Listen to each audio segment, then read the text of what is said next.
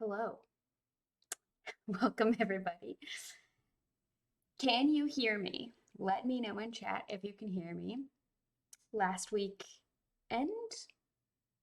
Sunday, when I used this screen, I realized I had not set up. Yes, thank you, Reverend Mart. I hadn't set up the microphones correctly because beforehand, I won't put my cowboy hat on. Beforehand, I had like a universal microphone, and that meant that in the going live soon stuff, you could hear us. And I'm like, well, that's fine. We've never said anything we didn't want you to hear, but just in case, we should turn it off so I have time to prep and stuff. Also, like, what if I need to fart or something like right before? And, I just didn't necessarily want to be broadcasting all that. But then I was like, oh, I didn't add them to the scene. So this weekend stream. Anyway, welcome everybody.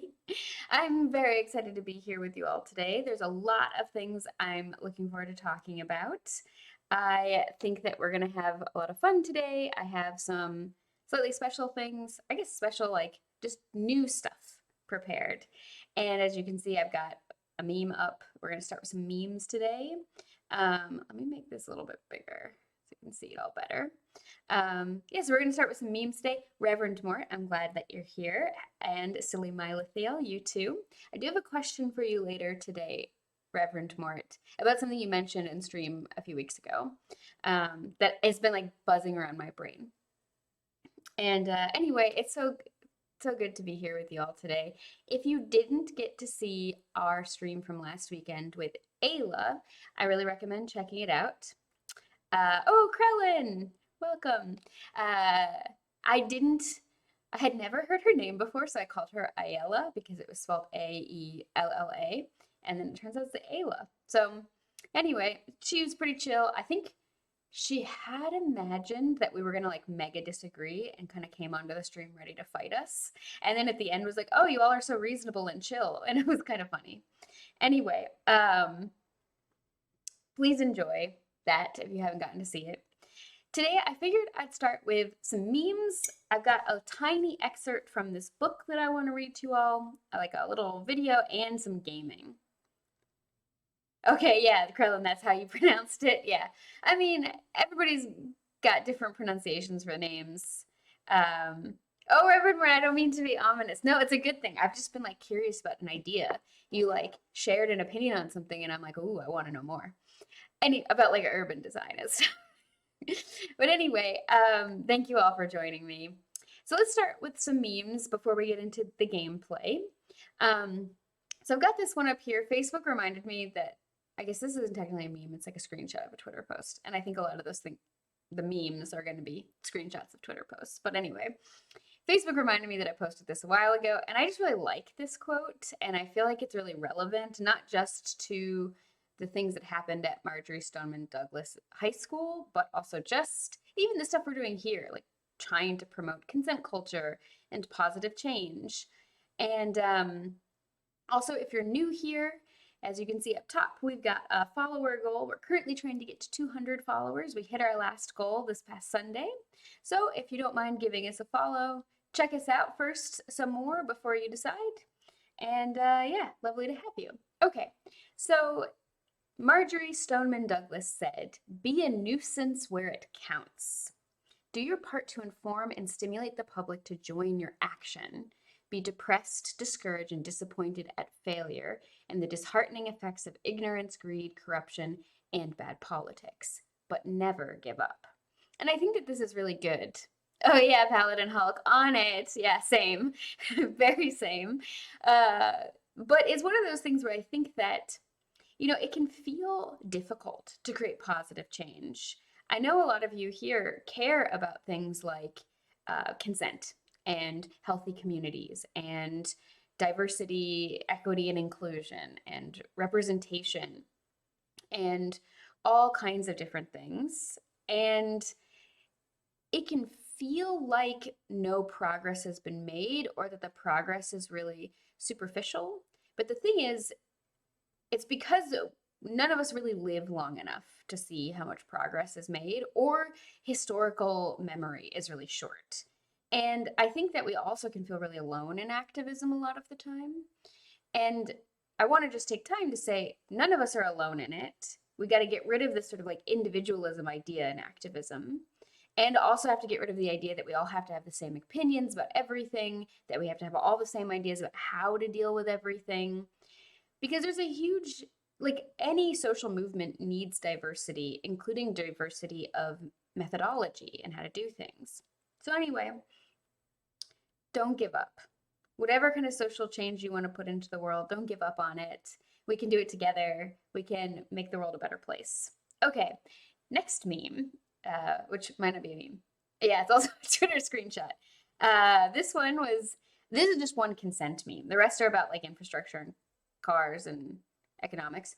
If you think someone is trying to give you a fake number, read it back to them incorrectly and see if they correct you. This is like a tip. And this person retweeted it and said, if you think someone's trying to give you a fake number, take a hint and leave them the fuck alone. That's my one little shout out to consent today. So then the next meme we have is people ask what you do for a living so they can calculate the level of respect to give you.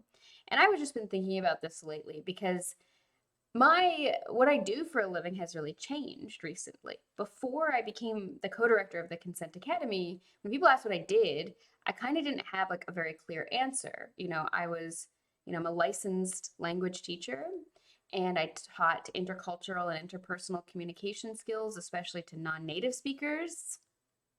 Yeah, Reverend Mark. I love how they call themselves survival tips, like getting someone's number while they're trying to not is regularly a life and death problem. Yeah, I mean, there's a lot of those kinds of stories about like feeling really entitled to somebody's attention or feeling really entitled to getting someone's phone number and also feeling entitled to a certain type of honesty.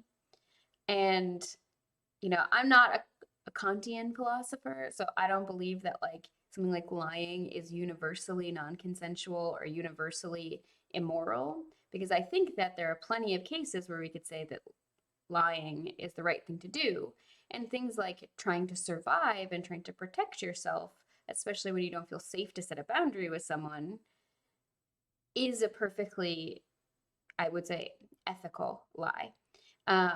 Because the actual consent problem is a much larger social sort of systemic issue of setting boundaries in public spaces and setting boundaries with strangers and entitlement to people feeling like they can have a romance just because they think someone's hot. Anyway, that is not to say that you necessarily should be unkind to people. I don't, people flirt with me and I always try to be very gracious and kind and gentle because I do genuinely appreciate compliments and I do appreciate personally some of the attention. And often I recognize that like nice messages I've received or like love letters I got or like the stalker I had in high school, like I think really did love a part of me and have been like really kind to me. And like he wrote me all this really beautiful poetry. And I still had to be like, I'm sorry, dude. No. Anyway, people ask what you do for a living so they can calculate the level of respect to give you. So beforehand, when I would tell people that like, oh, I like teach intercultural and interpersonal communication skills, and I also like do this volunteer work, and I teach at like festivals about consent, and I kind of like had all this stuff, and I was really kind of telling people what I actually do. And people would kind of be like, oh, so you like don't have a real job. But now that I can just say, oh, I'm the co-director of a nonprofit, people are like, ooh, that's cool. I mean, that also tells me that they don't know anything about nonprofits because nonprofits are always like a mess. Even the ones that work really well and do really amazing work, like the one I work for, there's always messiness. Reverend Mort, you said, I mean, lying, especially when we're talking avoidance and mitigation rather than factual dishonesty, is not so much violating someone's giving in to the asker's demand. You are, by and large, not inherent of violating someone's consent. You are, by and large, not inherently entitled to the thoughts and memories of someone else. Yeah, exactly. Exactly. So then I've just been thinking about this idea here of like power in titles and power in different types of like job hierarchies and how like hi Ditibron, welcome. Uh, all of these ideas of power and the ways in which like for example, if someone is a professor, people tend to think that they must be like really just universally smart and therefore deserving of a lot of power and respect and deference. And obviously, if they're like a domain expert on something, sure, that can make sense. But having known a lot of professors like as friends and seen a lot of academia and chosen not to go into academia, anyway, just say like we should rethink our assumptions about which jobs deserve respect. Okay, somebody said these weekends starting to feel like 30-minute lunch breaks, and I felt that in my soul. Just gonna leave this one here. I think a lot of us are feeling this these days, especially with like still not being able to go out and do things for safety reasons. Anyway, okay. The next announcement I have is I discovered.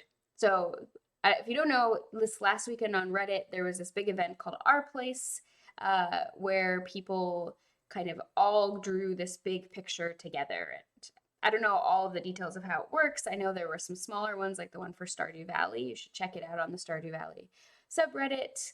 I know that Ditchabron, I think you had said you participated in that, which is really, really cool.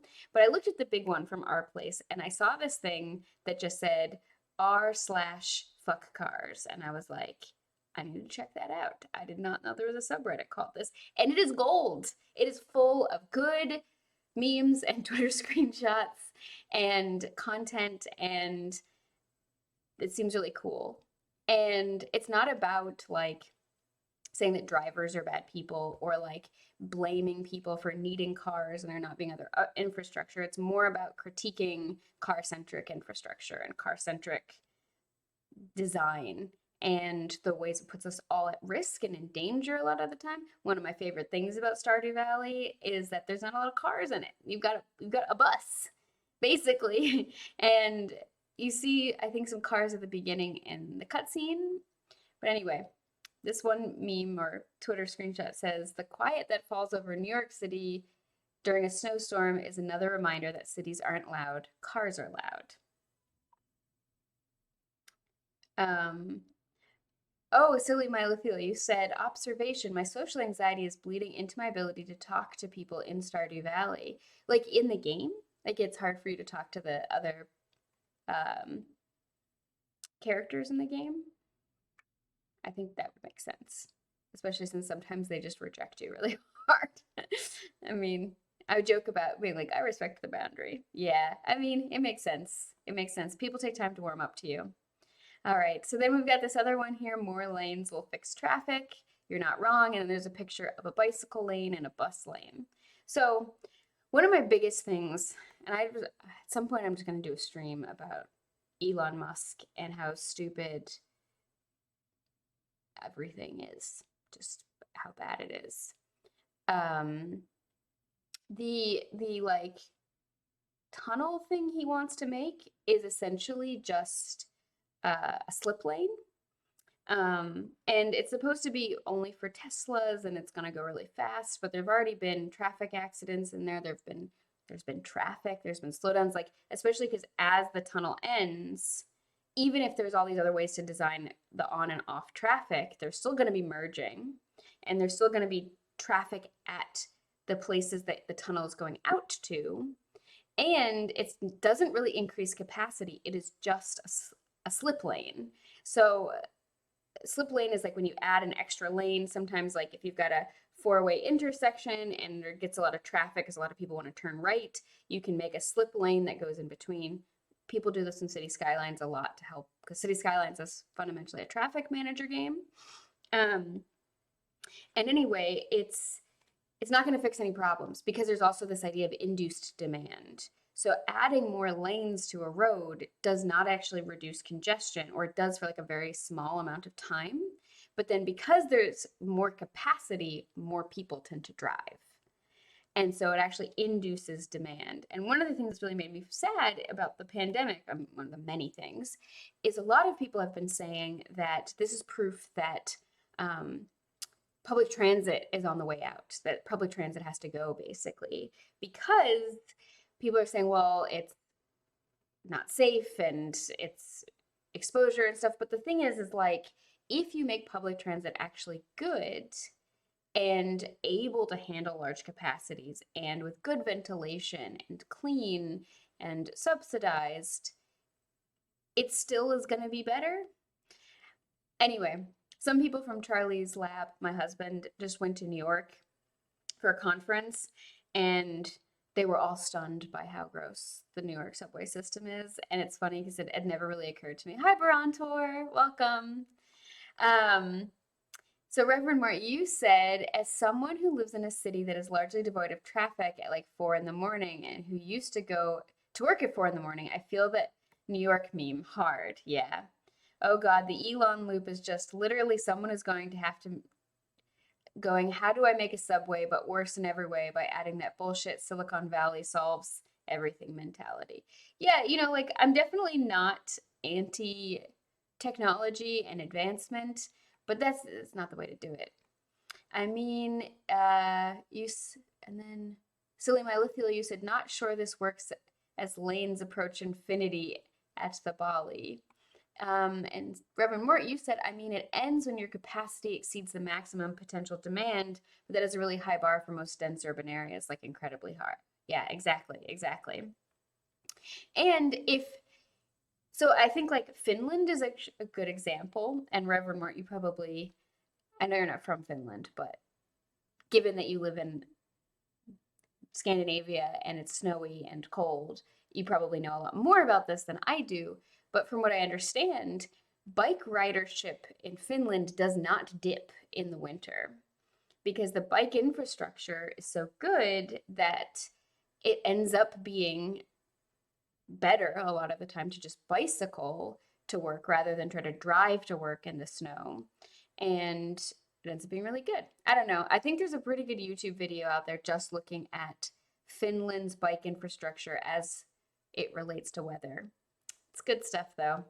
And if we had better bike infrastructure, and some people have big opinions about whether bike lanes should be protected, for example. Some people say it shouldn't because it increases the sense of confidence among car drivers and they're not paying attention as much.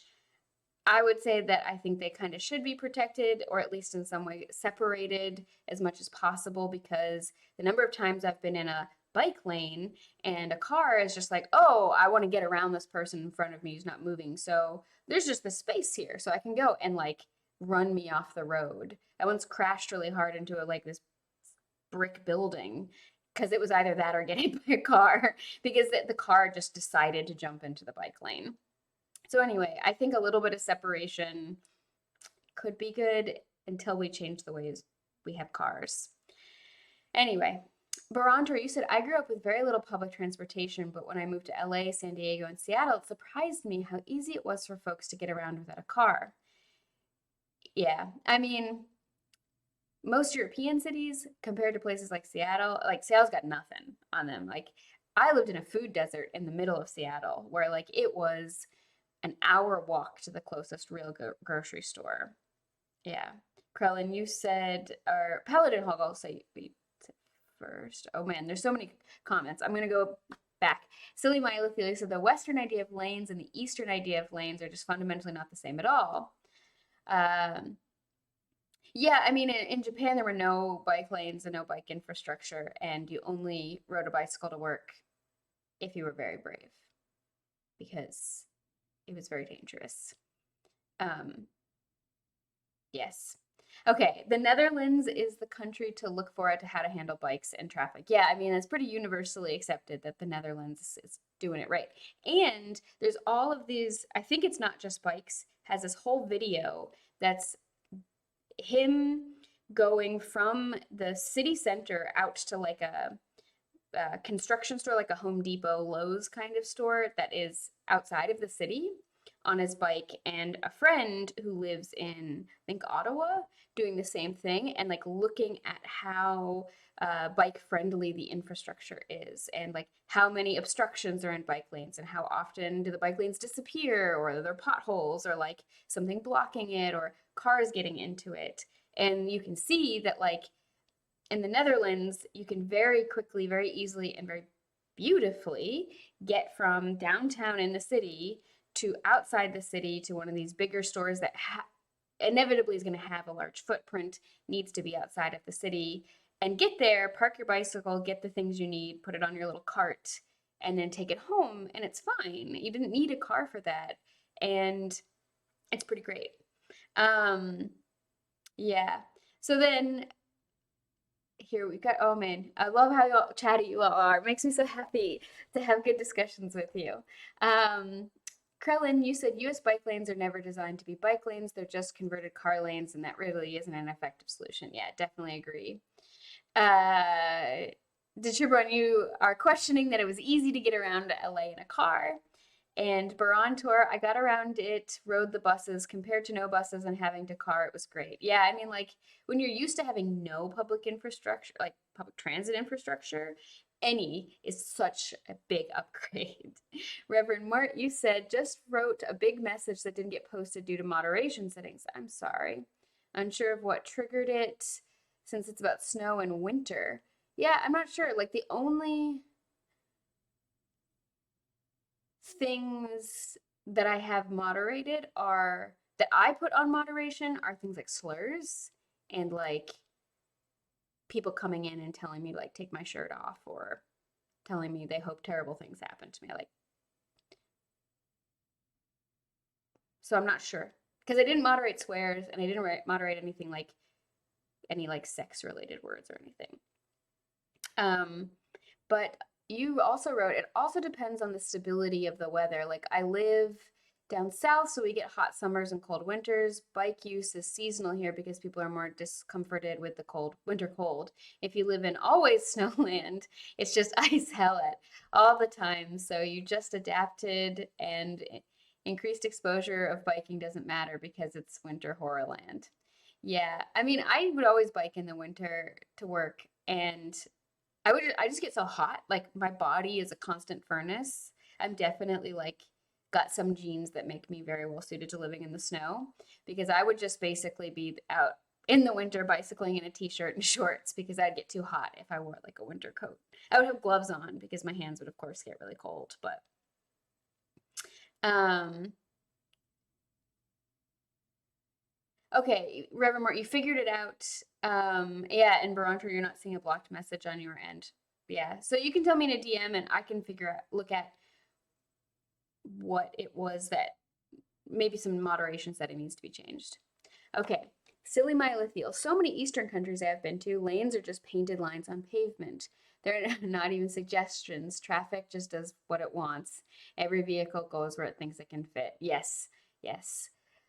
Japan is not quite like that. It just doesn't really have bike infrastructure. Its public transit infrastructure is amazing.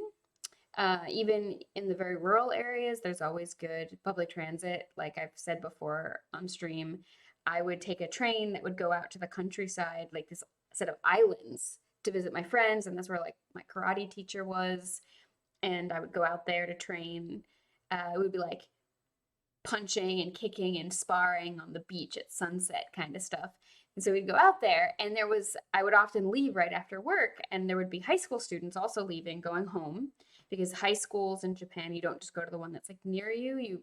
You apply and pick because each high school kind of has different themes, and you can go to like a technical or an agricultural or sports focused high school or like an academic one that's really like university focused. So anyway, high schoolers tend to commute to their schools and anyway, there was train stations that were only in service for like one high school student. And occasionally people from that area would get it, but like it was kept going even though it was like not profitable because public transit was so subsidized. It was great. But outside of Japan, my experiences in Asia with traffic have been difficult to cross the street. I've had hard times crossing the street before. Um, In Bali, every direction of traffic is rather freeform, especially moped traffic, which goes both ways on both sides of the road. Yeah. Paladin Hulk, it's probably just a character limit. Yeah, that might be. Um, oh, okay, Reverend Mort, you sent me a direct message. Let me see. Um, Let me see what you wrote. I got a little notification about it. Probably what triggered the Oh, okay, using the term crazy people. Yeah, yeah, that is one thing that we do kind of have because a lot of people can feel really uh sad about that. I mean, it's such common sort of parlance that it's a very difficult thing for people to change, and people really feel a lot about mental health stigma. So, yeah, I can see why. Um, yeah. Anyway, it prompted a discussion, so we can talk about that, where like we do have this idea of like if you label somebody crazy, it's a really good way to disempower them and take away their autonomy. We actually talked about this on the stream a little bit on Sunday about like laws that restrict who is allowed to even have sex based on our conceptions of their mental capacity. And like sometimes yes, like it's true like if I have a spouse who's in a coma, I can't just have sex with them, right? Because they literally are incapable of giving me consent. But if I have a stroke or if I, develop some kind of other issue, am I still allowed to sort of have a sex life and give consent? It's a question with a lot of nuanced answers. Anyway, okay, next meme. This one's really cute. I'm going to actually zoom out for this one a little bit so you can see the full thing. So it's like an old sort of newspaper comic, and it says at the top, by the way, how about a place in the sun for the small boy with a bicycle? And we've got this picture of a boy on a bicycle riding in the street and a car coming by and people all leaning out shouting, get off the road there. Do you want to get killed? And the little boy's like hats getting blown off by their screams and looking terrified. So then he's on the sidewalk and a man grabs the little boy and says, do you know it's against the law to ride on the sidewalk? And then you see a woman talking to a police officer, and it says, it's about time these young rascals were taught to respect the laws. Basically showing that it's very, very hard for people riding bicycles to have safety and autonomy. And of course, people talk about like terrible cyclists, and there are people who are kind of like, I'm on a bike, therefore I am morally superior and I can just drive however I want, and like, screw you cars, I'm not going to obey traffic laws at all. And I'm not arguing for that whatsoever, but it's also true that like I've had people, I'm waiting at a light on my bicycle and someone thinks I'm in the way, literally tap me with their car, and I'm like, that is my leg. You are literally tapping my leg with your car. What are you doing? Like that's my leg. It's like soft and squishy and like fragile, and you're in a big metal thing. What are you doing? I may have not always reacted well to that because I usually throw my bike down and get in their way more because I'm like, do you want to kill me? Is that what you're feeling like today? Because we can have this discussion. Sometimes I can overreact. I'm human. Anyway, so then we've got a Marie Kondo picture, and she's saying, this one sparks joy. And it's a picture of streetcars and like pedestrian streets with shopping and mixed use spaces and lots of trees and lots of people and great streetcar infrastructure. And then the next one, this one does not spark joy. And it's a picture of a Strode, literally the most dangerous kind of transit infrastructure that we have. Stroads are things that are supposed to be businesses and commercial space and community space, also on high traffic roads. So we have street plus road. So the speed limits are high, there are many lanes, you have to cross many lanes of traffic often to turn, and they're dangerous, and there's almost never a sidewalk. You can see here there's like a little bit of a shoulder where a bike might ride, but that's dangerous. People do get killed a lot on these kinds. Yeah. Anyway, okay, some things in chat. Let me talk to all of you. Paladin Hulk, you said, screw you cars. Silly Mylophil, you said, part of my PTSD is from getting in an accident 5 minutes after starting to drive in Bali with moped traffic in both directions on both sides of the road. 4 streams of traffic in both directions on what would be considered a 2-lane road in the US. And I hit a parked car because I was in the driver's seat of the opposite side of the car from what I was used to being in an island nation. I was sensorily overloaded, confused, and instinctually wrong. That's a lot. Yeah, that's definitely a lot. Um, and I will say that the fuck car subreddit, does talk a lot about respecting people who've experienced traffic violence and car related trauma. So I think that that's a really important thing because we also forget, like, not just, I often like to talk about like how much human sacrifice we throw onto the altar of fast transit and cars, right? Like, because we just throw bodies and bodies, like human sacrifice on top of human sacrifice onto the altar of I want to go fast and I want to go by myself. And not that this is an individual thing, because it's actually a big systemic problem and it's a big sort of like world choice, how we've built our cities, policy decisions, lack of other options because public transit isn't funded, infrastructure doesn't get built. Anyway, we just throw a lot of human bodies up there. We're really down with a lot of human sacrifice to transit. And the other thing is we often don't remember the like long-term effects of this kind of violence, this kind of harm, which is like permanent injuries or like serious injuries that might require years of physical therapy and, trauma, lots and lots of trauma. Like, I think about my high school. When I was in high school, we had several kids who died in car accidents. And it wasn't always like prom night and stuff. Sometimes it was, sometimes it wasn't. And, like my high school was a K through 12 school, 150 people. So we all knew each other. Like my grade was like 12 people. So anybody dying was hard. And I think about how a lot of us were really traumatized by that. So yeah, cars, we sacrifice so much to them. And Baron Tori said, obviously all bikes need to be equipped with a throwing brick. Reverend Mort, just listen to Well, There's Your Problem. Yes, I love that podcast. If it, this is Well, There's Your Problem is the YouTuber Do Not Eats podcast and with their friends. And I think that it's really great. Thank you for bringing it up. Covering John Forster and vehicular cycling. It was fascinating on the urban adaptation to cars over time. I'll definitely have to listen to this one. I love that podcast. Silly Mylathiel, first and last day I drove in Bali. Shoulders are super dangerous for bicycles. Yeah, definitely. All right. So then let's continue a little bit more. We got this David Roberts Twitter post. I really think the decline in public spaces plays a role in how atomized, asocial, and angry the American public is. We live in settlements, but very few of us live with each other in any meaningful way.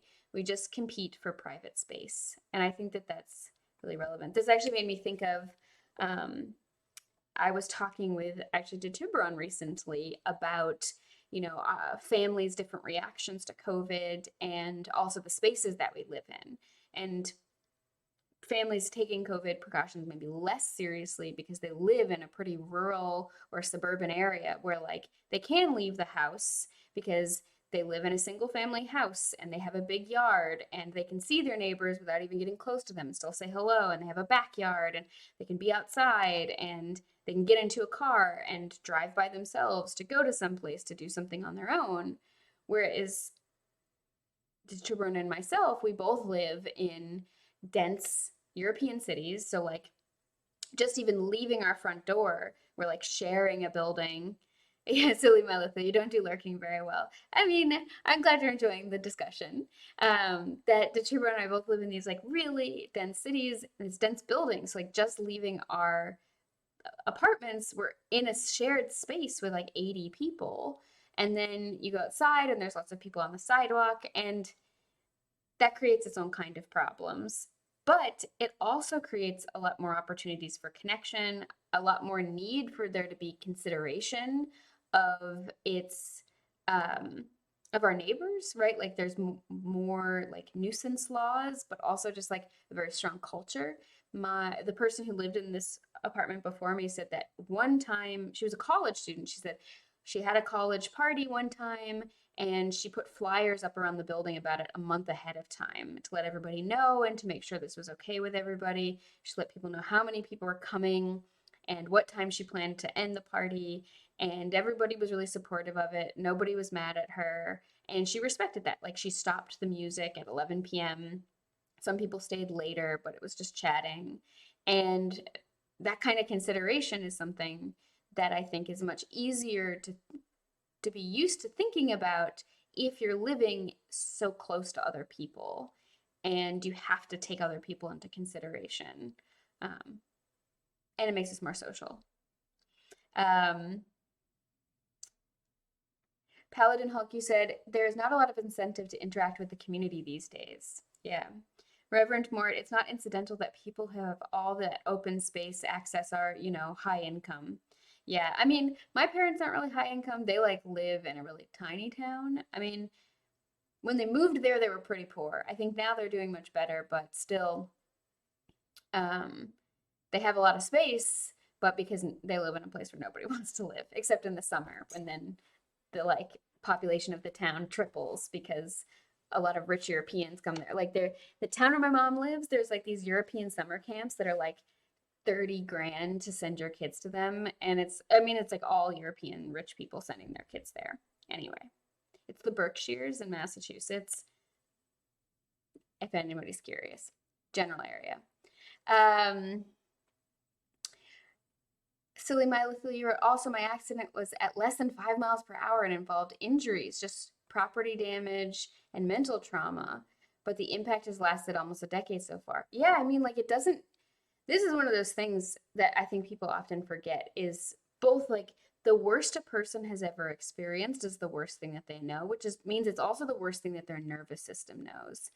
And whenever you get like a very new shock to your nervous system and a ton of new stimuli that can be hard for you to process, it is possible for your nervous system to get stretched to the breaking point or to the point of it being damaged for a long time and it needing to take time to learn how to kind of come back down. Because one of the essential features of PTSD or even just like a shorter term trauma syndrome after a trauma, which is very common even if you don't develop PTSD, is to have trauma syndrome for like 6 months to a year before you kind of integrate it.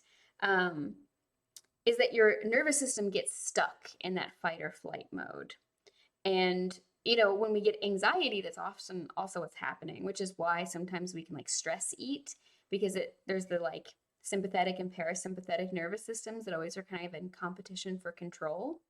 And you've got the fight and flight one and all the vasovagal reactions, but then you also got the feeding and sleeping and having sex and the positive nervous system that's sort of like the rest one. And so eating or things like masturbating and stuff are ways that we regulate our nervous systems without even realizing it. Anyway, I'm going far afield.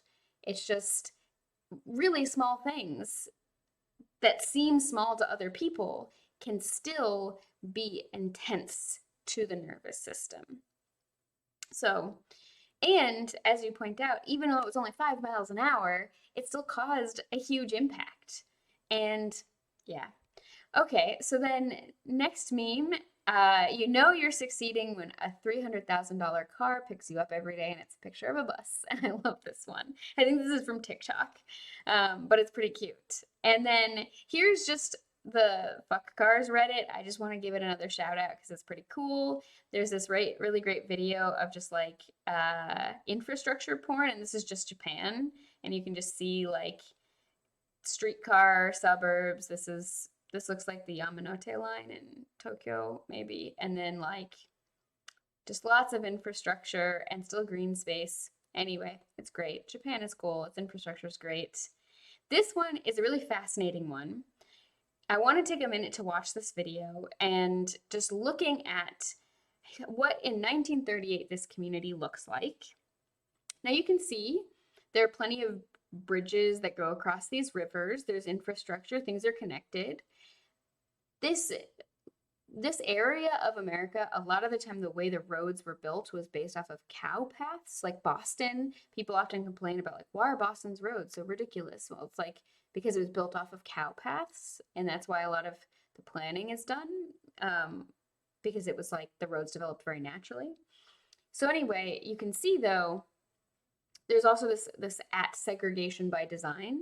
So you'll see what happens, and one of the things we can think about, though it doesn't talk about it in this video, that as this division happens, one, we make all these people poorer, but then you get huge class stratifications on either side of this infrastructure.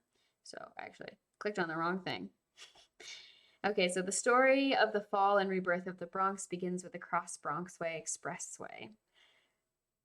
Started in 1948, the Cross Bronx was the first urban freeway built in the US. It was also the most complicated, the most disruptive, and the most expensive road ever built to date. Designed by Robert Moses, the Cross Bronx served as a model for cities across the US, which were designing their own urban freeway systems with 90% federal financing. Disemboweling a dozen communities along the route, the expressway required the demolition of thousands of apartments and hundreds of buildings across the Bronx. In all, over 60,000 people were directly displaced by construction, the most of any single infrastructure project in American history. So one of the things to think about here, though, is that like a lot of the time, these were people where the only wealth that they had was their house. And that was the only like asset that they had. That was the thing that would give them access to things like loans and could be inherited and was like really important for creating intergenerational wealth. And by taking this through eminent domain to build this infrastructure project, people often got pushed into worse and worse housing. And Do Not Eat has on its YouTube channel, Do Not Eat 01 is the name of it, this whole video on city skylines and it's like power and politics. And he actually talks about the like creating and expanding highways and roadways and the effects that that has on people. So I think this is a really good one. Yeah, so Reverend Mort, you said, considering the overlap of people who think COVID is overblown, you should get back to work. And I own a successful business and I want my workers to go back to working. And I make policy decisions and also 4 million a year. Yes, I feel that. And Paladin Hulk, you said, Twitch and playing TTRPGs there is the most community I really have. Oh, hi, Colonel RPG, welcome. And yeah, fight or flight or freeze, just saying. Yeah, there's also fawn and there's flood and there's fatigue. There's a lot of these stress responses. They're not just trauma responses, they're also stress responses. And then you also have the purely vagal responses, vasovagal responses, which is stuff mediated by the vagus nerve. It's like when you see the fainting goats or when people throw up or pee themselves or faint, things like that in response to something that overwhelms the nervous system. Oh, I hope you have a good day, Millie, and good luck with whatever's going on at the hospital. And yeah, Reverend Mort, redlining, yeah. So this is something that was happening in addition to redlining at the same time, because redlining was federal government policy that restricted who could get the federal government backed mortgages and have better access to housing. And so this created all kinds of problems. Anyway, there's this great picture here of from space for people to cars and back, and it's in Dordrecht. Forgive me for pronouncing this word terribly. So you can see there's this beautiful square here, and there's like a nice statue, and there's all of these like mixed use buildings with commercial space on the bottom and housing on top. And people are walking in this area. It looks like there's maybe some water over here. It's really cute. And then you can see it becomes a car park and there's like billboards, and it just means that this space is no longer for public use and people can't really enjoy it.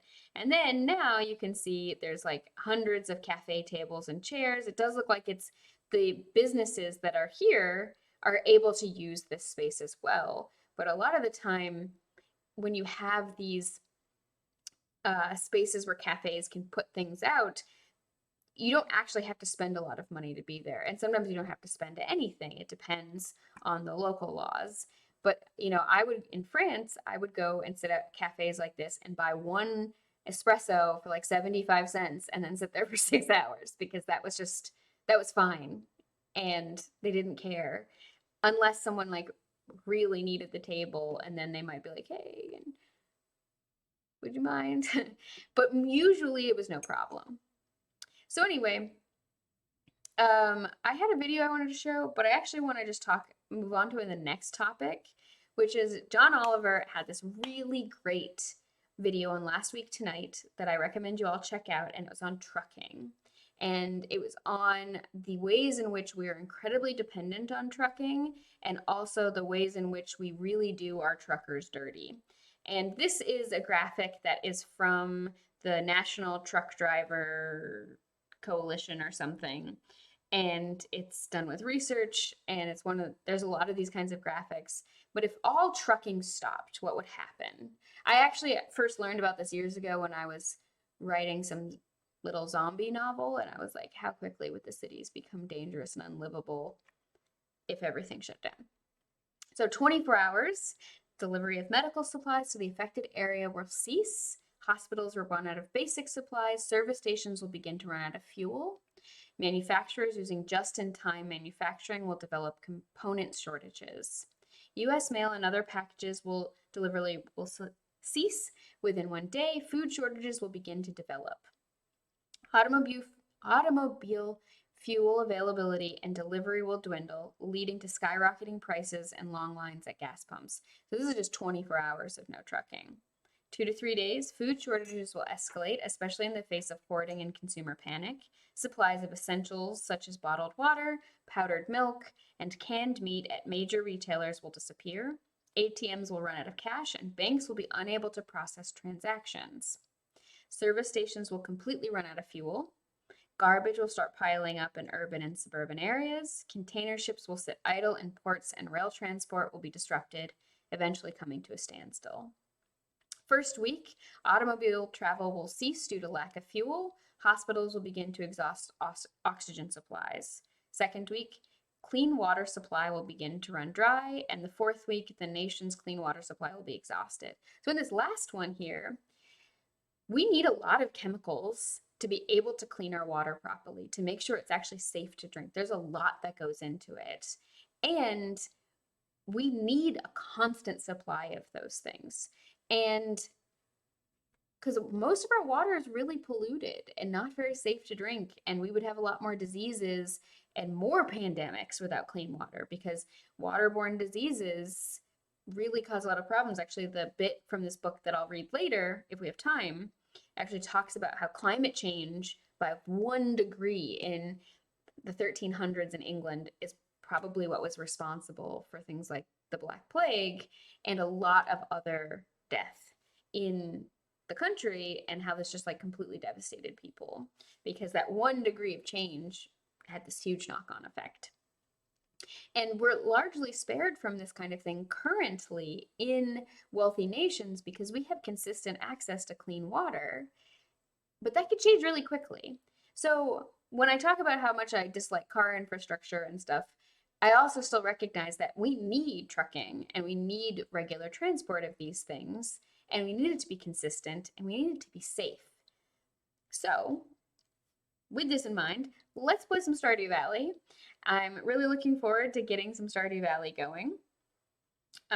Give me just a second and I will start the game.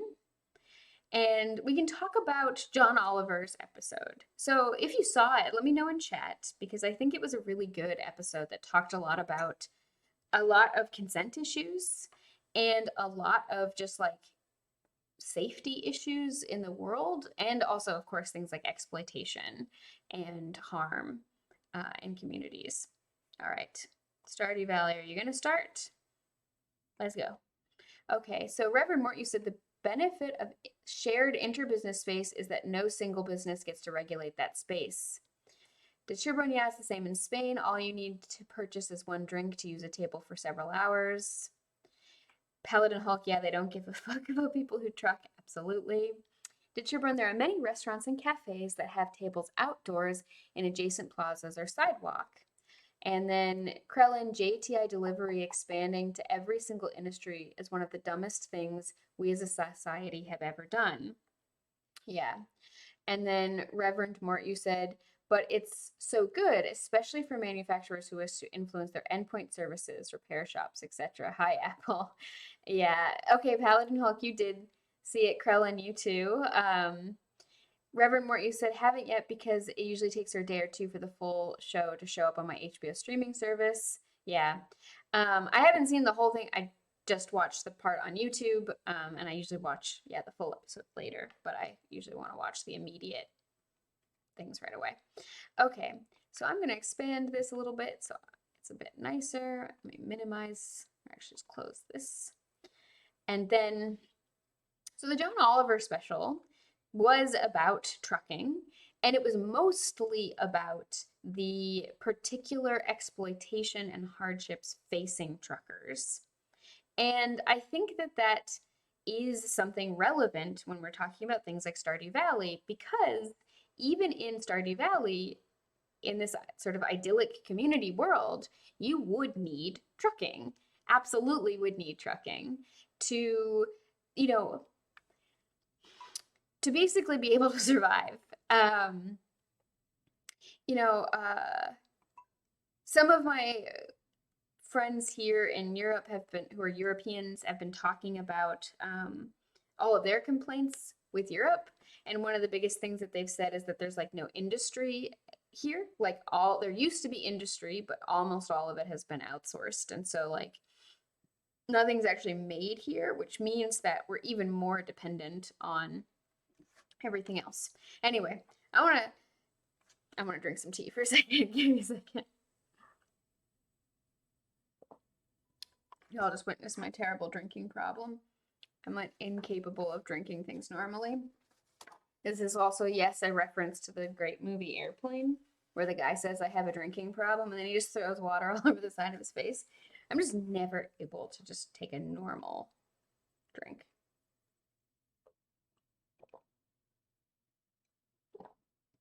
Okay, big swallows. All right, I'm gonna throw away this trash. I'm gonna throw away this trash. I'm gonna save the broken glasses. And then let's see. It looks like it's raining out today. Let's look at the fortune teller. Oh, I see a glimmer within my scrying orb, a shard of knowledge from the future. The spirits are somewhat annoyed today. Luck will not be on your side. Okay. Okay. I might go to the mines anyway. Ooh, blueberries. Yes, I'm so excited for blueberries. Blueberries. So good. I love blueberries in real life. They're so delicious. Yes, blueberries. Look at this. Oh, and we got some hops. Okay. I'm gonna sell the gold star blueberries and the silver star blueberries and save the others for when I start making things. Oh no, is my mouse dying? Don't die on me, mouse. Let me plug it in. Yes. Also, let me see if I can snooze this upcoming ad. Oh, I snoozed it, but it's only for 5 minutes. Okay, that's fine. That's fine. That's fine. I didn't know how it worked. Okay, I'm gonna put the things in here. Hi, Aradin. Thanks for joining. Yes. Got all that good stuff. I can't wait until I can make barrels. When I can make barrels, that'll be so nice because then I can start making wines and alcohol and can make money in the game because that's where you make the most money. If you don't know, that's the big ticket item, is when you can make delicious things. Melon jelly. Oh, that was such a good recommendation to trip on that you made earlier because that is purple. That is just purple. Okay. I'm gonna make some more melon jelly and this is exciting. Okay, got some mail. Let's check out the mail. Dear Miss Ariel, last night a Joja, oh, I don't even care. Billed me 744, whatever. Joja. Okay. Do I have my pickaxe? I know I dropped something off. This is the one downside to being a week apart, is I don't always remember what's going on. Okay, okay. So I don't need this oyster, and I can put this in there. I have a scythe. Kettle stick. The heck is the sword you have? The cutlass. I bought it because I needed something. that was not just a dee dee dee. But I made a big mistake when I did it. It was so rough because I went to move it in my inventory and I sold it back for like 160 gold, and then I had to buy it back again, and it was so rough. Yeah, silly Mylathiel. Without trucking, where would Pierre get all his seeds and things he sells? I mean, we could save seeds. That's one of the things. Like, it used to be really standard practice for people to save seeds from the things that they grew. But in the US, it's actually largely become de facto illegal because Monsanto will sue you for saving seeds because they have all of these like proprietary seeds that they've made that are like GMO. I'm not saying I'm anti-GMO or anything. I don't want to talk about that aspect of it. But because it's their like intellectual property and the seeds can get picked up by the wind and blown really far and kind of go everywhere. So even if you're not using uh, Monsanto seeds, Monsanto can come and like just sue you for saving your own seeds from your own crops. And even if you have no connection to Monsanto, don't use any of their stuff, and it's rough. But seed saving is a really good way to do that. And like saving heirloom seeds is something that used to be a big part of things like community treasure and wealth. It's just like having access to having saved good seeds, and people could trade them and could save them and all this other stuff. And anyway, that could be how we would get seeds here if trucking stopped and Pierre needed seeds. But there are lots of other things like the fertilizers that you would definitely need. Krellin, I don't know. I don't think they've lost every single case over saving seeds because in the documentary that I saw a long time ago that was talking about this, they did talk about people who were just like losing their farms as a result. Um, yeah, Ditcherbrun, you can save seeds in the game once you get a seed maker. Yeah. Um, let's see, what can I actually craft these days? Okay, I can do a cheese press, mayonnaise machine, nice. A tapper, charcoal kiln, I can do barrels still, but I cannot do the wine barrels. Bummer. Well, okay. I do have this hay stuff. I have some hay somewhere. Let me put that in there. Um, yes, I think I've got one hay. Maybe I have some more. Maybe. I want to go get a chicken. I want to get a bunch of chickens. Hey, Jerry. To be fair, you can win a court case and still end up broke because of it. Yeah, that's true. Yeah, exactly. Reverend Moore, you're also saying the same thing. It doesn't, yeah. And it's a big deal because this is, okay, so there's also this other kind of like international effort that I really appreciate, whose name I is actually completely leaving me at the moment, but they are South American and Central American based activist group that is for farmers' rights and focused on how like big agribusinesses basically do war crimes in Central and South America. Like there was a country I forget where would like Nestle literally tried to say that they owned all the water and you weren't even allowed to like collect rain. Let me see when this ad is coming up. Okay. Next ad, 3 minutes. Okay, we got 3 minutes. Whatever.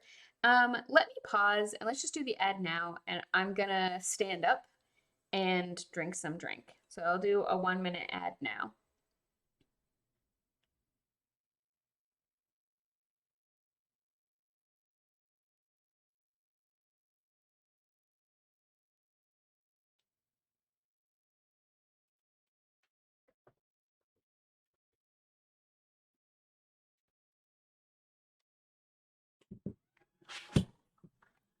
Oops.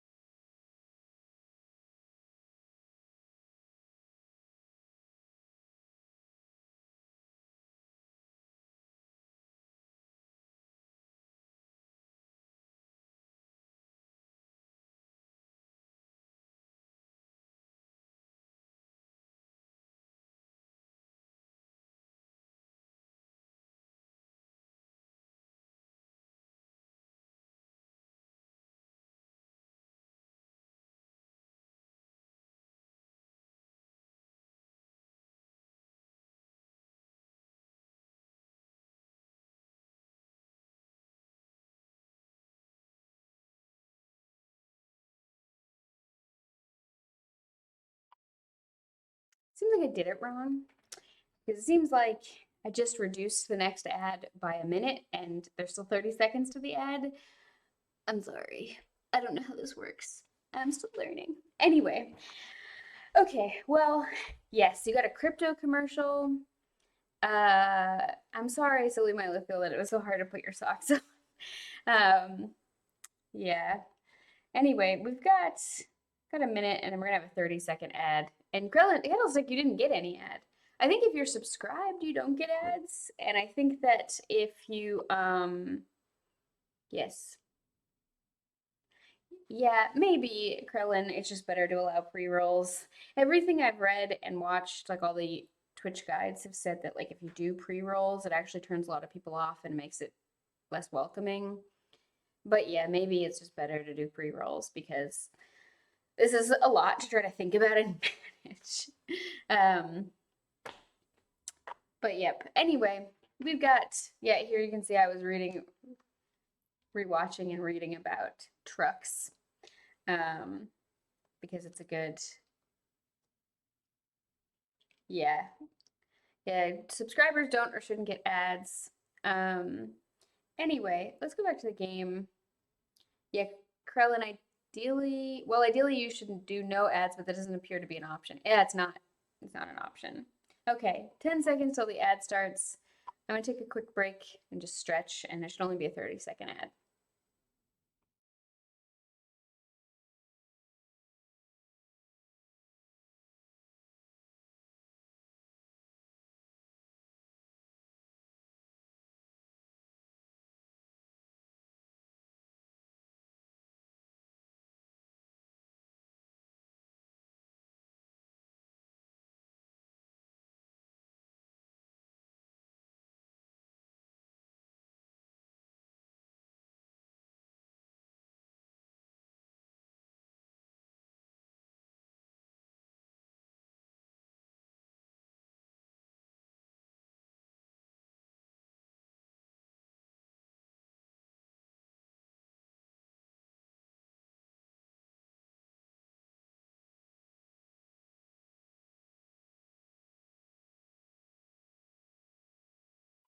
Okay, the ad's finished. Looks like it. But yeah, you're right. I should probably just put pre-roll ads on. I think I'll do that after the stream because it's annoying to try to manage all this all the time to be like, oh, is there an ad? Do I need to keep looking at this and stuff? Anyway, welcome back. We don't have any more ads until the end of the stream. And oh, Reverend Mort, you had like the start of an ad and then it immediately died. Yeah, well, that's good. Anyway, what were we doing in the game? I was I got a bunch of nice fancy fruit, and I think that some of this stuff is necessary for the community center. So I might take a little jaunt up there because there's not good luck today, unfortunately. I'm going to do a little jaunt around the farm. Yeah, chickens, thank you. You know, if it weren't for all of you, I would probably forget everything that I'm doing. Oh, cherry bombs. Nice. Yeah, yeah. So then let's talk about trucking a little bit. So there were so many issues with trucking. We talked about how trucking is really necessary, right? Like we can't do any of the things we want to do. We don't have a world where things aren't, we don't need a lot of shipping. Even in medieval England, and I'm sorry, I'm going to keep referencing medieval England because I'm literally reading a book about it. And it's great because I'm learning so much. Like people needed to trade, people needed to have infrastructure for trade. You know, if we didn't want to just like live difficultly, we needed to be able to get things like sewing needles and new plows and get things repaired and made, and things were there was less waste in some ways, but we still needed to have infrastructure. And one of the things I was reading in the book recently was that like in the areas where it was too dangerous to live, like the sort of highlands, because the Scots were and English were always fighting, there was just no infrastructure. You couldn't even like take a wagon through it a lot of the time. Okay, let's go get some chickens. Let's go get some chickens. Anyway, you couldn't get wagons through. So we need trucks, right? We need this infrastructure. And it's not necessarily a problem, right? Like the point isn't for us to sort of figure out some way to live like completely without technology and without needing electricity or power or anything. To me, the like ideal future is more finding a healthier, more harmonious balance to it all. Oh yeah, we're gonna get some chickens, and I'm gonna buy some hay. Okay, okay, yeah, I'm gonna get some chickens. Um, yes. Let's see. Brown chicken, yes. Okay, I'm gonna name it. Hmm. I'm gonna name it Silly Millie because you are first right now. So Silly Millie gets a chicken. Can I buy another chicken? Is it white? Please be white. Please be white. Yes. Okay, I'm gonna get those two things from the community center very quickly. Yeah, Nugget is usually what I name uh my first chicken because it's such a good name for chickens because they're so cute with their little nuggets. Little nuggets. Um, yeah. Who else who else wants to be named after a chicken? Reverend Mort, please. Oh no, don't take that out of context. No. I just because you need it in the community center. Clip it. Don't do that. No. uh so anyone else want to be named have a chicken named after them?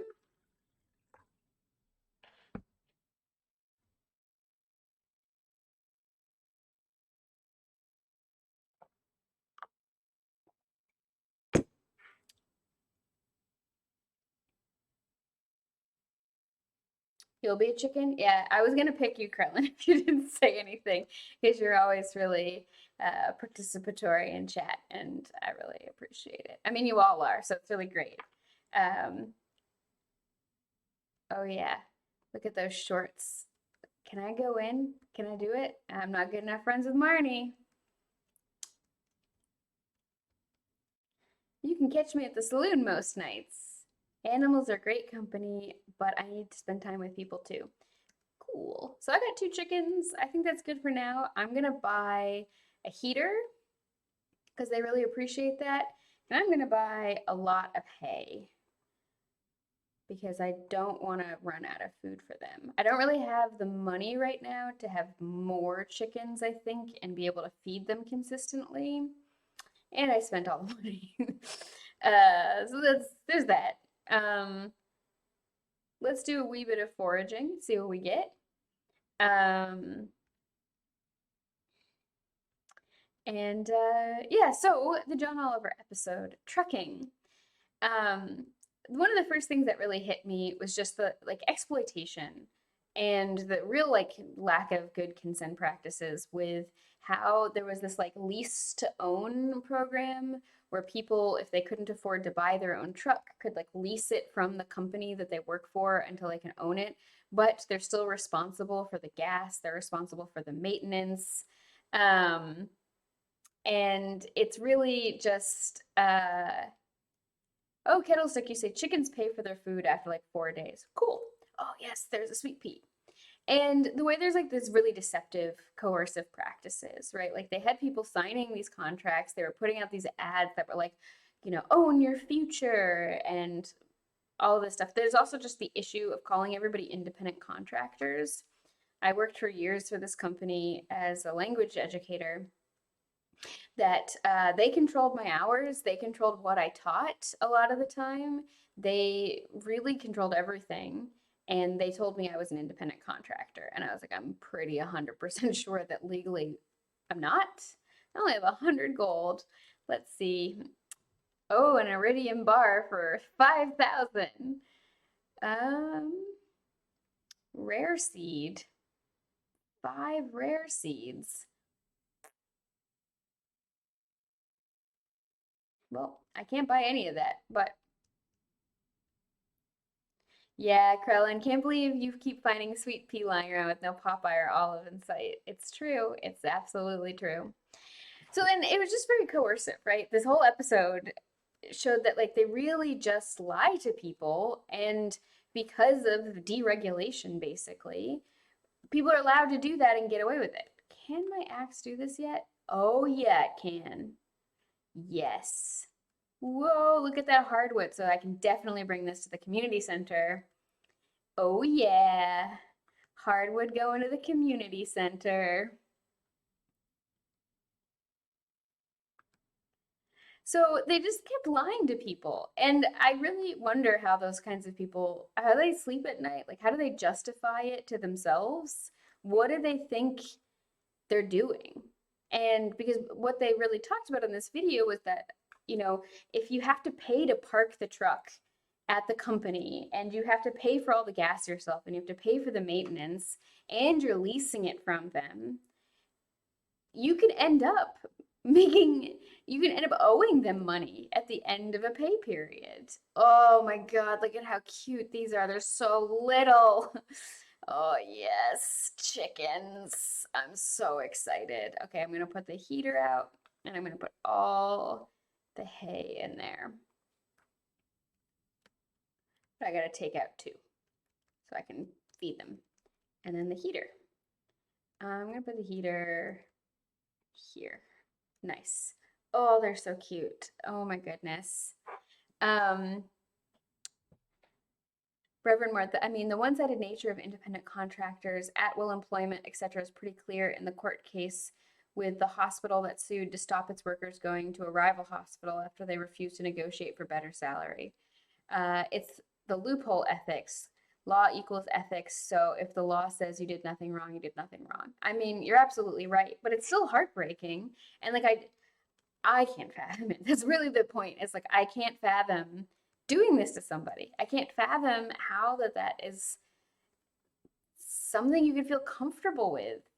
Like I don't know. I just feel like I would be too aware of the harm because especially if most of these lease to own trucking programs don't succeed. And I know that. And I know that the vast majority of the people signing up are going to lose money while I make money and I'm just exploiting them. You know, they got to know. So, I mean, yes, there is this like loophole ethics that you're talking about, and I definitely agree with you.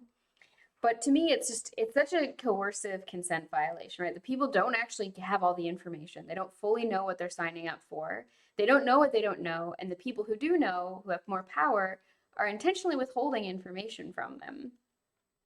So that means that, like, this is just very, I would say that it's just can't be legal because it's so exploitative. All right, got an apple and I got a peach and do I have anything else here? Looks like no. Okay. Oh man, gonna get eggs so soon. Fall crops bundle, not yet. Quality crops bundle, not quite yet. All right. Where does the hardwood go? Reverend Morty said, okay, wait, Silly My Lithil, you said, the thing is, even people who are breaking the law don't generally feel guilty about it. They don't see themselves as bad in their own frame of reference. Sometimes they think they're teaching you a valuable lesson or have other justifications. Sometimes it never crosses their mind. Yeah, I mean, I think that's also true. Reverend Mort, oh, agreed, but I think it's how they feel comfortable with it. If you're in the peak of privilege, really easily it can be really easy to tell yourself and perceive it as that the system is fair. And if the system is fair, it's very comforting to trust the system is fair and let it be your shield against feeling personal ethical challenges. Yes, indeed, indeed. Yeah, it still breaks my heart though. And I just think about like how many people end up in these really, really bad situations from which there's like no escape simply because of just like people being able to loop themselves around ideas of ethics and do these really exploitative things. Is this where the hardwood goes? Is this the last thing I need? I feel like, no, where is the hardwood? Because I know I need hardwood. Um, Let me see. Pantry. It's easier to look here because then I can just go quick. Where is the hardwood? Not the pantry. Okay. Crafts room.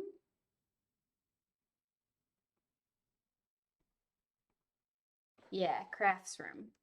Okay. Okay, I thought I looked there. Kettlestick, you said people get caught up in fair, and I think it's just detrimental. Yeah, I mean, I think fair is often a difficult metric because it's so hard to define, right? Construction bundle, there we go. I must have just missed this one. Bundle complete, yes. Reverend Mort, like I'm all for demonizing predatory conmen and CEO asshats, but ultimately I think they exist with a human mind, and that means you're doing yourself a disservice if you don't recognize the ways of thinking that created them. Yeah, absolutely. I totally agree with you. Um, one of the things that just gets me a lot of the time is just recognizing that no matter what happens after we die, uh, yeah, I'm definitely not demonizing them. I'm not saying that they're bad people or that they like deserve any kind of negative things. I just don't feel comfortable with the behavior, and I feel like we need to take steps to make it so it's not possible for them to do that.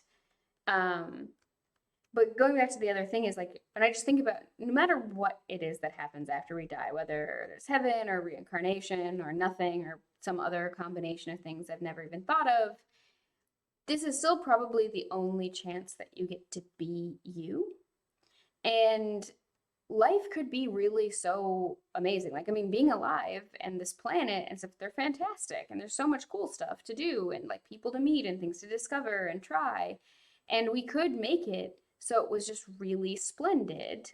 But instead, we just allow so much suffering and people to get stuck in these really, really terrible places and with no out. And then I think about how like this is the one chance that person gets to be them. And we can get people stuck in a place where there's like no coming back from the situation, or like it will just be incredibly hard. And I think that's why we need more kindness. We need better social support networks. We need better infrastructure so that people have more freedom. Um, that kind of stuff. I read this article recently about credit scores and people who missed like one or two student loan payments. And it was like this couple, the main story was of this couple and this, he and his wife both missed student loan payments, mostly because of illness. And like she was too sick to work and they had kids and they had kids before she got sick and everything. And it just kept getting worse. And they had to move like a 2-hour drive away from where he worked because it's the only place they could afford. They bought a mobile home. Shortly after moving in, a pipe burst and super damaged the building and like all their furniture and damaged like their kids' beds and everything. And also, he realized that a lot of the mobile home was made out of cardboard, like literally made out of cardboard. Like most of the cabinetry in the kitchen and like a lot of the stuff there was just it was literally made out of cardboard. So that meant that the water damage meant so there was no repairing it, and he had no money to fix it, and he owned it now. There's also a really great John Oliver segment on mobile homes and how they can become poverty traps as well, and they're very exploitative. And you know, it's this guy was just in the story so confused about like how did this become his life and how did he get here, and he just like the one dry surface that was left in his house he laid down on it and he just had such a bad panic attack he like couldn't get up even though he was like, well, I need to go pick up my kids, I need to go do this, I need to do that. And it just, I don't know, I kind of got really sad reading that article because I was just like, why do we do this to each other? Like, really, life is so cool and interesting and magnificent. And I'm not saying that the goal is to like there to be no difficulty and we just protect everybody forever and there's nothing ever goes wrong, because I mean, like, that's not possible. But we don't have to let it be this bad and this hard on people. There's so much we could do.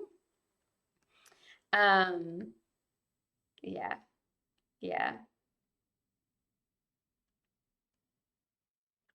And it's just, it could be a lot better. I see there's a lot of messages in chat, so when I go to sleep in just a minute, I will check out what y'all are saying. Um,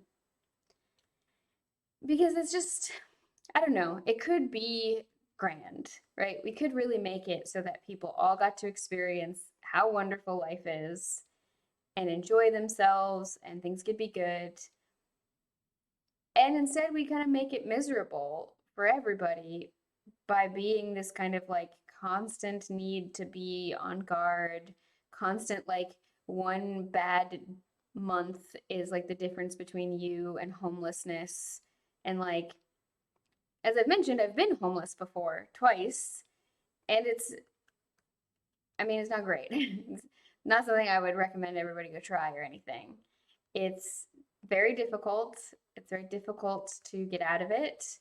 And a lot of people are really precarious. And like basically, like I said, one missed paycheck or one bad event away from that. And then I think about how much we rely on things like trucking infrastructure. I'm gonna put this charcoal can over here, kiln over here, because I don't know what to do with it right now. It's 12:20, but I want to put out some more torches because it's so dark. I got 12 torches. Let's just put a couple of them down so that we got some nice little ambiance. Though this is totally going to be bad for all of the insects in this area. It's not great for them to have all this light everywhere, but it's also a game. It's also a game, so it's fine.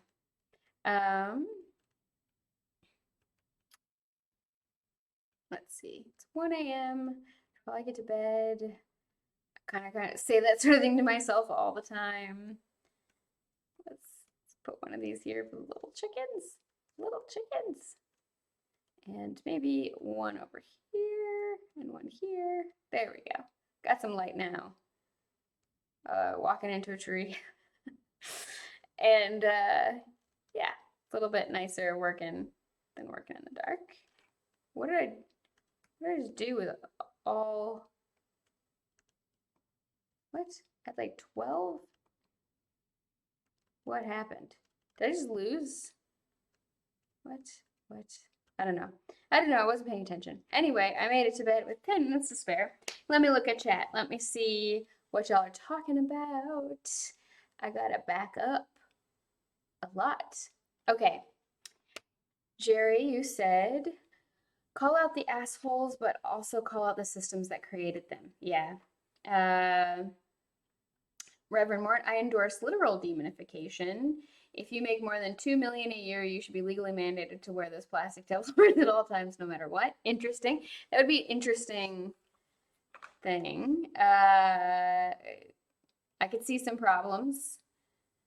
Yes. But yeah. Silly Melithiel, I wish that what created the forces and natures wasn't the way it is, but I don't claim to understand it. I'd rather try to understand and empathize than to lionize. Krellin, I agree in concept more, but I think your line is a bit too low. Rodden, I think some people have their empathy withered given the world, and it makes it easier for them to be terrible to others. Yeah, I also think there's the whole issue of things like the prosperity gospel. Like, there are a lot of people who think that, for example, Trump is like an incredibly godly man who believes that like marriage is between one man and one woman. It's simply because he's so wealthy, because they think that you can't become that successful if God's not smiling upon you. And then that leads them to believe that the things that Trump does then therefore must be good. And I think that's another line of thinking that can make this sort of thing easier. I do also think there's just sort of lack of awareness and people really buying into things like meritocracy and thinking, well, I did it and I worked hard and I don't see why other people can't. But as we've talked about beforehand, there's also the sticky floor problem, which is like the there's only so much social mobility possible. And to have actual social mobility, you have to have downward mobility as well. You can't, people can't move up if other people don't move down, because basically, all of the money and infrastructure and economics forces basically means that the top, 20% can only handle so much of the population. Um, so it's difficult. Uh, Reverend Mort, maybe make the horns length proportional to how high your income is. Um, yeah, and I see what Krellin wrote in that as a general rule, I don't like the standard demonization that hits professional athletes, especially black athletes. Yeah. And I would agree with that. I think this is like some of the issues that could come up is that like not all wealth is inherently the same and is not always gained through um, exploitation, though I would say the vast majority of it is. Uh, and then Barantori said mobile homes are super exploitative. Yeah. Shiri, yeah, lived in a mobile home for a time. The most exploitative aspect is owning your home, but not the property it lives on. Absolutely. Silly Mylithiel, I wish I could figure out how to instill empathy. Reverend Mort, you think Krellin's point is a fair point. Silly Mylithiel, instead of focusing on the dooming negative, I wish I could build the ability for everyone to feel the emotions of everyone else. That'd be hardcore. There is an episode of the first versions of what's the name of this anime I'm thinking of? Give me a second. I gotta remember. I gotta go through my weeb catalog in my brain. Um, Kino's Journey. Kino's Journey is about this person traveling around on a talking motorcycle, going from town to town, and every episode is usually a different town, though sometimes it's like 2 episodes per town. And each town is like really unique and different and kind of poses a different philosophical question. I think it would actually be a great way to introduce like middle schoolers and young teens to questions of philosophy. But I think the first episode, or maybe the second episode of the first version of the show, actually has an episode about a world that was actually like that, and it's interesting. You should check it out. Um, and then Barandri said, I was lucky when I was homeless to have a truck to live in. Yeah, I mean, like vehicular residency is often something that we overlook when we talk about homelessness, because we tend to only view homelessness as like people who've been on the street for decades and panhandle and are visible and like struggling. But the thing is like, one, most homelessness is very short term, and it's not years and years on the street. It's pretty short term, and anywhere from like a couple of days to like under a year. And then vehicular residency is, I think, like a third of all homelessness. Don't quote me on that, but I think that's true. Arad, and you said hypervigilance is brutal. Silly My Little, not that I enjoy it, but I feel it is one of the reasons I have turned out the way I am. I wouldn't give it up. Reverend Mort, you're applying to Jerry about living in a mobile home. There's something truly cruel in providing someone the illusion that they have joined the Lanon in class. Yes. Krellin, they should have thought about light pollution for picking insect in charge. Yeah. Yes. Okay, Arada and you, I'm going to jump forward a little bit. Clearly, I haven't read the Bible. It's easier for a camel to go through the eye of a needle than a rich man to enter the kingdom of God. Yes, I mean, yeah, it's complicated, especially the prosperity gospel and like particular versions of Christianity. And I say this as someone who was raised very Christian, was a very devout believer for a very long time. I would like of my own accord went and became an altar server and like went to church every day before school. My parents had nothing to do with any of that. I used to describe myself as being on fire with the Holy Spirit. If that gives you any, and I have a tendency towards religiosity. That's why it makes absolute sense that I went and became an ordained Buddhist monk, because I was just like, yeah, that works for me. I also have a tendency to have a pretty superstitious brain. Like I kind of can't stop it. I think it's maybe like a type of OCD, and it can get weird if I don't have a structure to put it in. And the rhythm of the day and the rituals that my lineage of Buddhism sort of instills really help with a lot of that. Um, kind of corrals it into a healthy avenue. Reverend Mort, it's tragic that I can literally quote the go-to counter to that from the prosperity God. The glory of God makes it the impossible possible, and faith is all it takes. It only demands that the rich be more faithful. Yeah, yeah, yeah.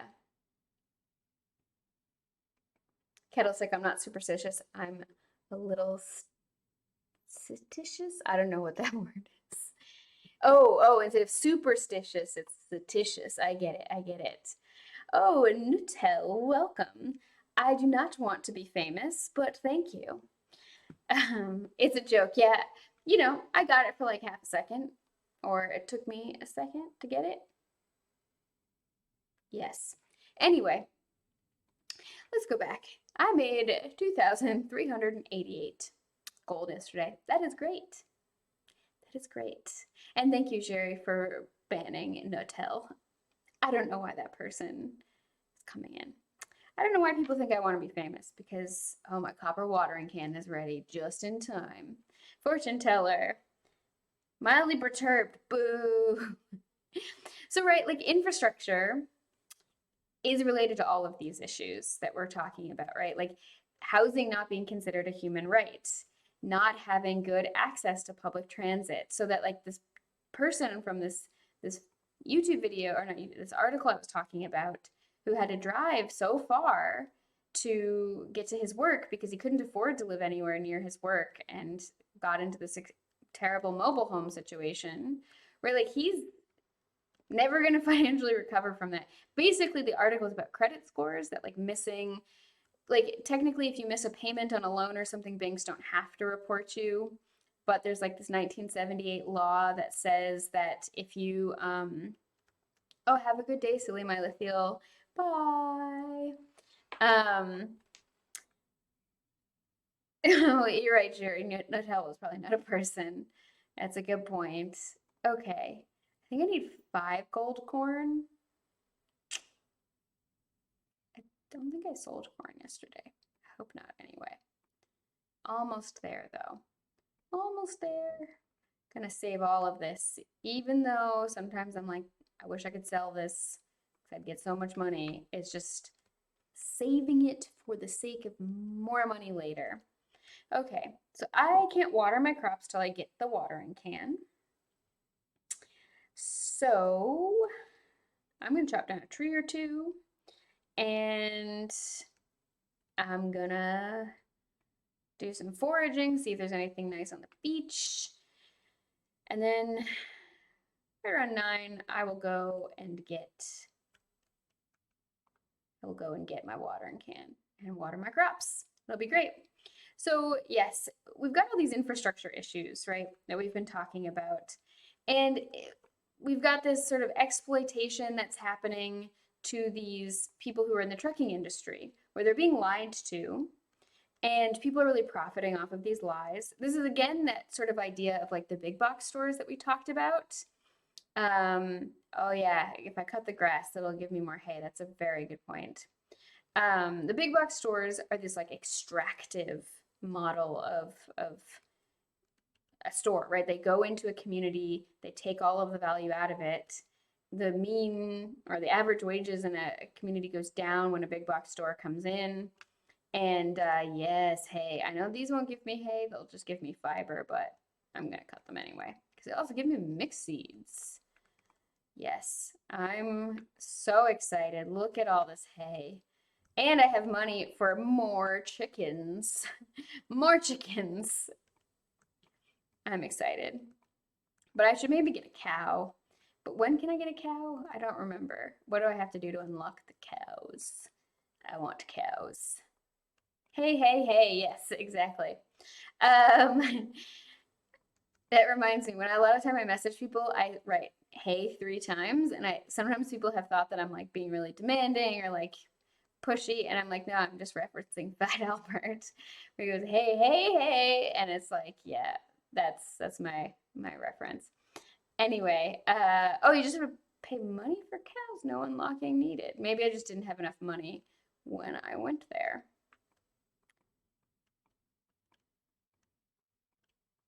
Yes, look at all this hay. I'm very excited. Look at all of it. You would get my reference. Nice. Yeah. Um, as long as I don't open with, hey, listen, you're absolutely right. Uh, thick cow. Yeah, thick cow. Okay. Krellin, you said so, stop referencing Fat Albert and stuff. Start referencing what's happening. Rod, and I do think it's interesting how often people mix up the love of money as the root of all evil and being rich is evil. Krellin, you don't have to change anything except your explanation. Oh, okay, okay. Yeah, because I don't actually know what's happening, or maybe I know it from childhood. My mom was pretty good at making sure I saw all the cool stuff from the 70s. Um, Look at all this hay. I'm very excited for all this hay. It's just racking up. Probably good for now. I don't want to clear it all because I need it to regrow. Let's clean up the farm a little bit. There's lots of trees and tree stumps everywhere. Um,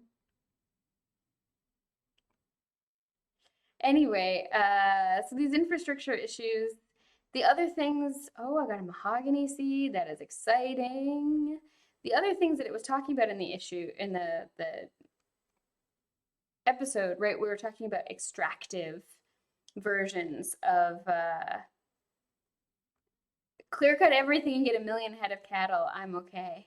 I'm okay. I don't think I could do that. Uh, that would lead to some probably pretty unhealthy cows too.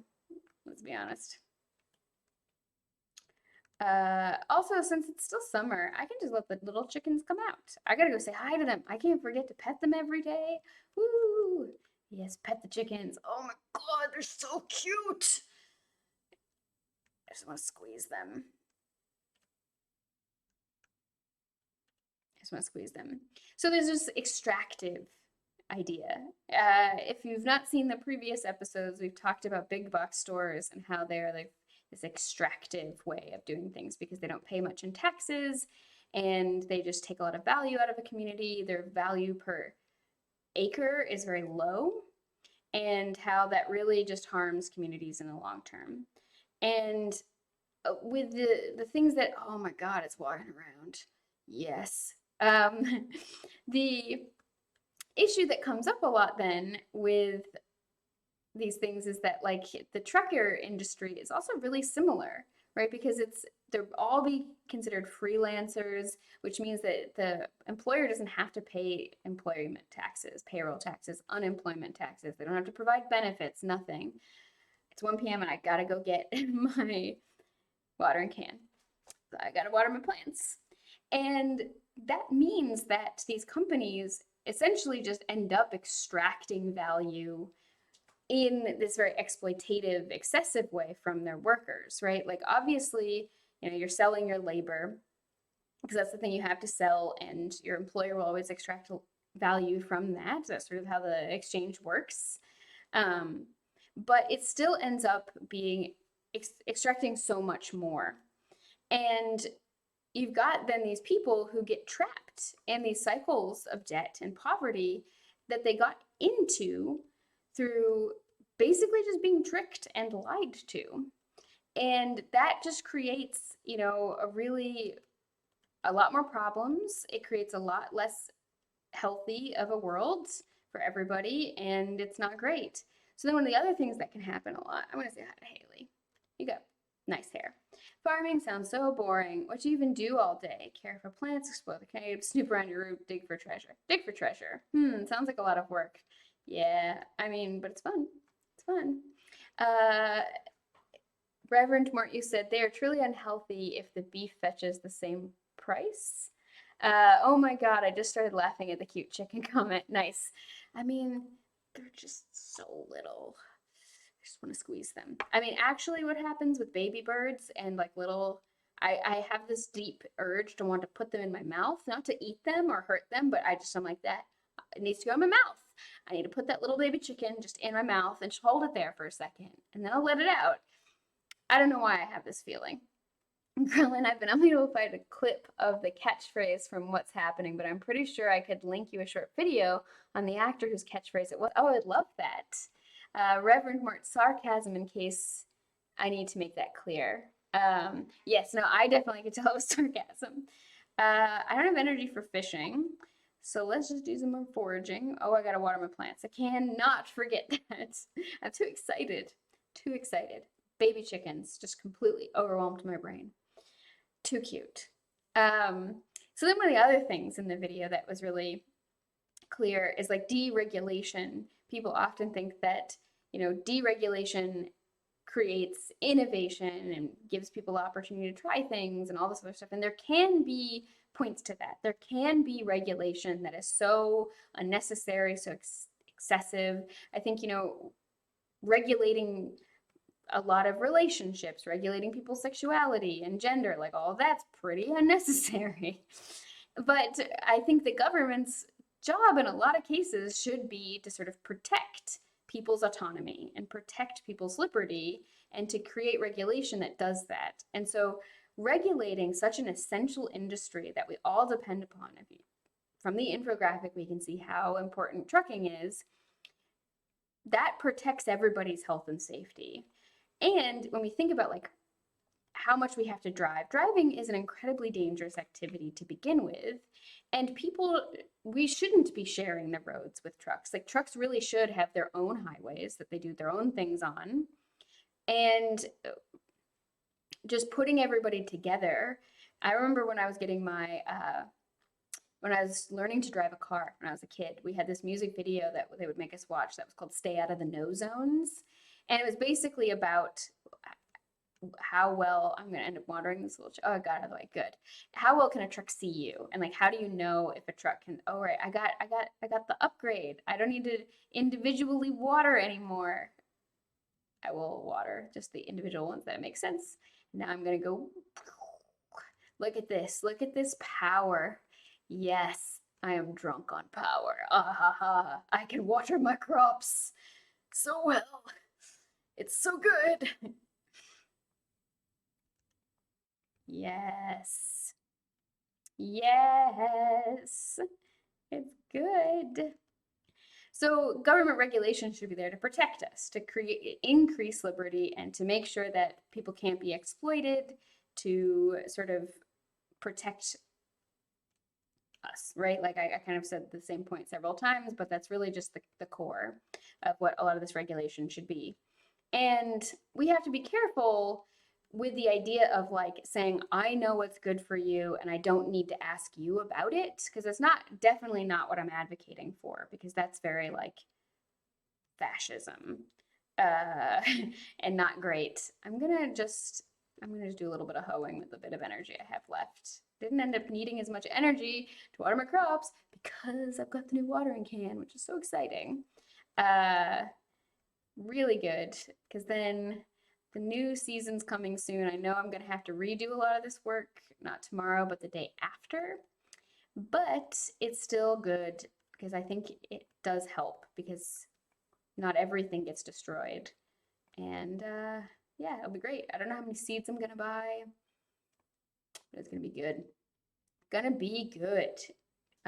Jerry, you wrote, trucks should have their own roads, and to increase efficiency, we can put those roads on rails to large hubs and then multiple loads on one engine. Trains, we should be using trains. I mean, yes, I get hot for trains. I love trains. They are unlike anything else. Partially referencing Do Not Eat 01's amazing video on trains. And again, I know I give this person a lot of shout outs, but you should definitely check them out if you haven't already. I'm gonna say hi to Puppy. Hey, Puppy. Let's chop down this big thing before I run all the way out of energy. Yes, I did it. Okay, I have no more energy. It's only 7 p.m. What am I gonna do? Aradin, oh, thank you for subscribing. Yes, lovely. I could drink some things to get some more energy, or eat some stuff, but I think I'm okay for now because it's 7. Let's just do a little walk around and foraging. Let's see if anything washed up on the beach or anything's good anywhere. So then, we've got this exploitation. And one of the other things I talked about is that some of the newer regulation that's come up around trucking has been nominally aimed at safety, regulating how much they can drive, how many breaks they need to take, how much sleep they need to get. But the thing is the way it's been implemented, probably they didn't actually talk to a lot of truckers. They may have talked to trucking companies, but not the truckers themselves. And this is often one of the things that can go wrong is that, does this use energy? No. Yes, I'm going to scythe some stuff because it doesn't use my energy. Um, is that oftentimes we ask the wrong people what it is people need. And I think that that's an issue here, and I don't have proof, but I would suspect. Is this strong enough to chop this down? Nope, not strong enough to break the log. That they didn't actually ask truckers what kind of regulation they would like. And this regulation was pushed through, but that often means that people have to sleep during the day when they're not tired and then drive at night when they're really tired. And there's a lot of pressure on truckers to drive when tired and when it's unsafe.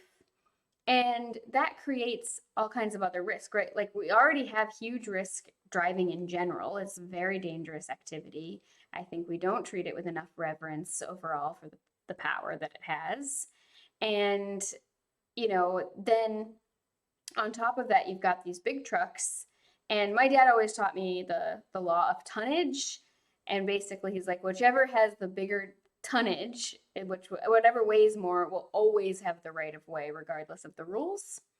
And that was really important because it taught me to treat big trucks like things that could squash me like a bug and to not kind of be like, well, it's technically my turn, so I'm going to go, or like, I have the right to merge here. No, I got to respect them and give them distance and everything. And that has been very good.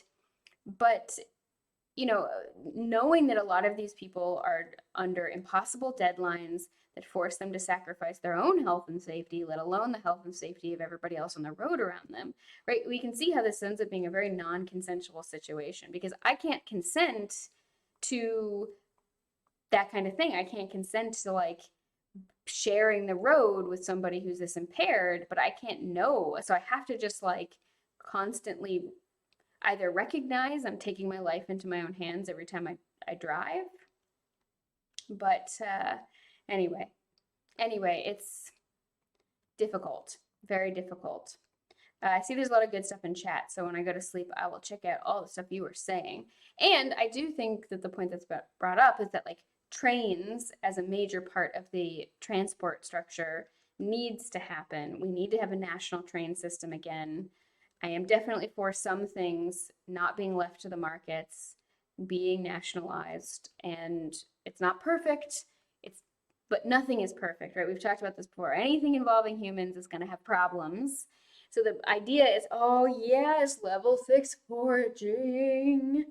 I'm very excited. Very excited? Excited. Very excited. Level 6 foraging. Would you look at that? Oh, the moon. If you click the moon a bunch of times, something fun happens. Yeah. I mean, the moon's gonna piss at me. I shouldn't have poked it so much. Apparently, I sold one blueberry. All right, let's see what y'all say. See what y'all say. Trains should be a major part of the transcontinental transport of goods, but things still need to be transported from the train station to the store with trucks. Krellin, we have this effed up idea that managers are smarter than workers and understand things better, yet we keep hiring managers from MBA programs and not the worker pool. Yeah. Reverend Mort, regulators create legislation without asking the affected people for input unless they're rich enough to afford lobbyists to write the legislation for them. Yes. Krellin, I agree about driving. It should be way harder to get and keep a driver's license. Reverend Mort, news at 11. Gibran, same for trains. They can squash us like bugs because they can't stop due to their size. But we can have the trains much more separated, and we don't need to share the same spaces as trains all the time. Okay, next, Krellin, but then we need better public transport infrastructure. Yes. Barantor, big trucks have different stopping distances and physics involved compared to a passenger car. It's true. Kettle stick. I talked to a trucker once and he was like, yeah, when you turn, you have to go or nobody will ever let you in. So yeah, good idea to be careful around trucks because they have that mentality. Yeah, I can build Tesla coils now, Rod, and it's very exciting. Kettle's like, I don't blame them, but still. Yes, I mean, this is definitely a thing, and we have to be very careful about this. So then, I think I have time for like one more day, and then I'll need to stop, and there's definitely going to be one more ad, but I think I'm going to do what all y'all suggested and just turn off ads and let there just be pre-rolls. It's because even when you do let ads and mid-roll ads, there's still gonna be, if you don't have them frequently enough, pre-roll ads, like it only turns them off for so long. Such a pain. It's just a pain. I don't, I would have forgotten that it was Queen of Sauce Day. What is it we're gonna learn? Bread. I love bread. Toast is like one of my favorite foods of all time. It's just so good. So good. Fortune teller, what's up? What's up, fortune teller? Someone annoyed. Why? Why every day are they annoyed? What have I done to you, spirits? Tell me what I need. Okay, dear Ariel, tonight at around 10 o'clock p.m., a rare and beautiful event will take place. The Moonlight Jellies will be passing by Pelican Town on their long journey south for the winter. We're all gathering at the beach to watch. You don't want to miss this. See you tonight, Demetrius. That's very exciting. Reverend Mort, learning to cook bread, that's a pretty southern indictment of your cooking skills. It's true. It's true. I am not a master chef. I'm going to take myself off of my site.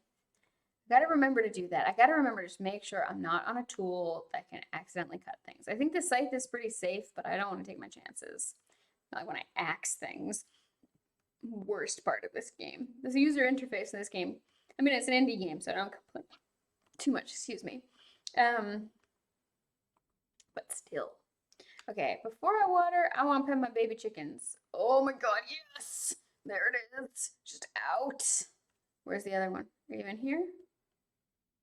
No. Okay. Where are you at, baby chicken? Where are you? Where is the baby chicken? What do I do? Baby chicken, baby chicken. Where did it go? Oh my goodness. How far away did it go? I mean, this is why people build fences, right? Because they can just wander so far. Oh my goodness, where is the baby chicken? Is that it? Is that it? No.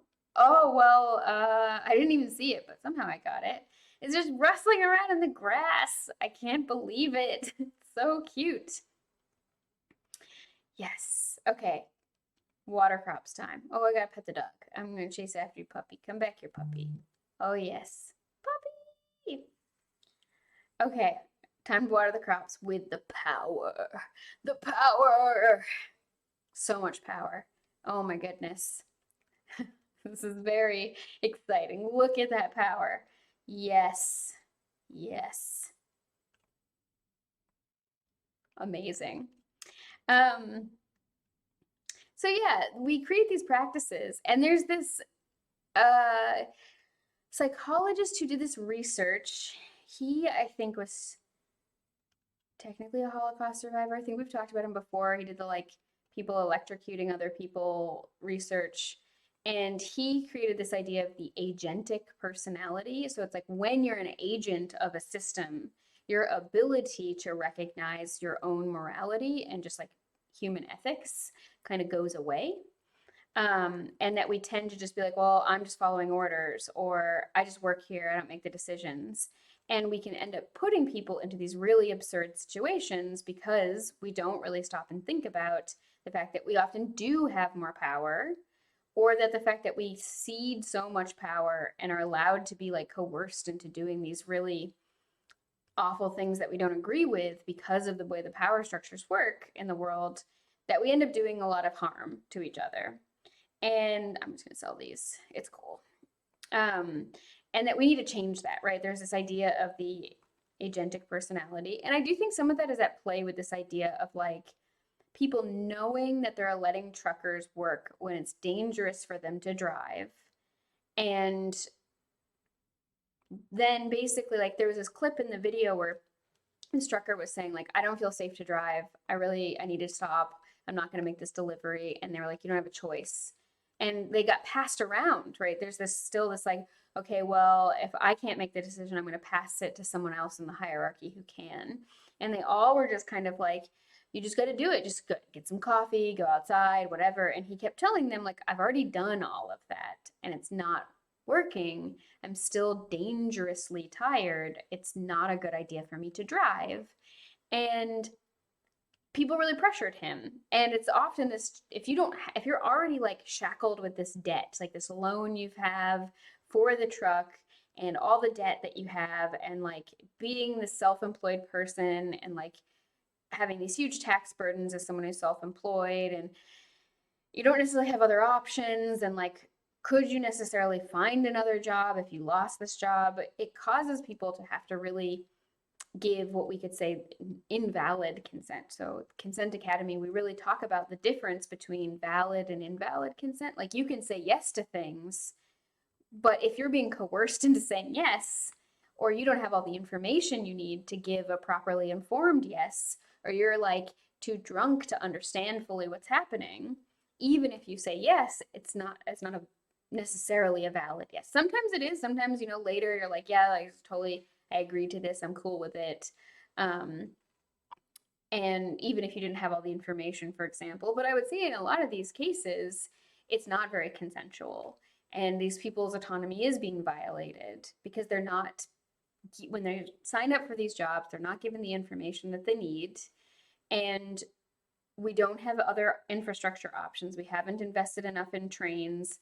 We haven't invested enough in like other options a lot in the world. And I'm not just talking about America. I think a lot of wealthy nations are in a very similar position. And we've really just focused on cars and trucks as being the way to do things.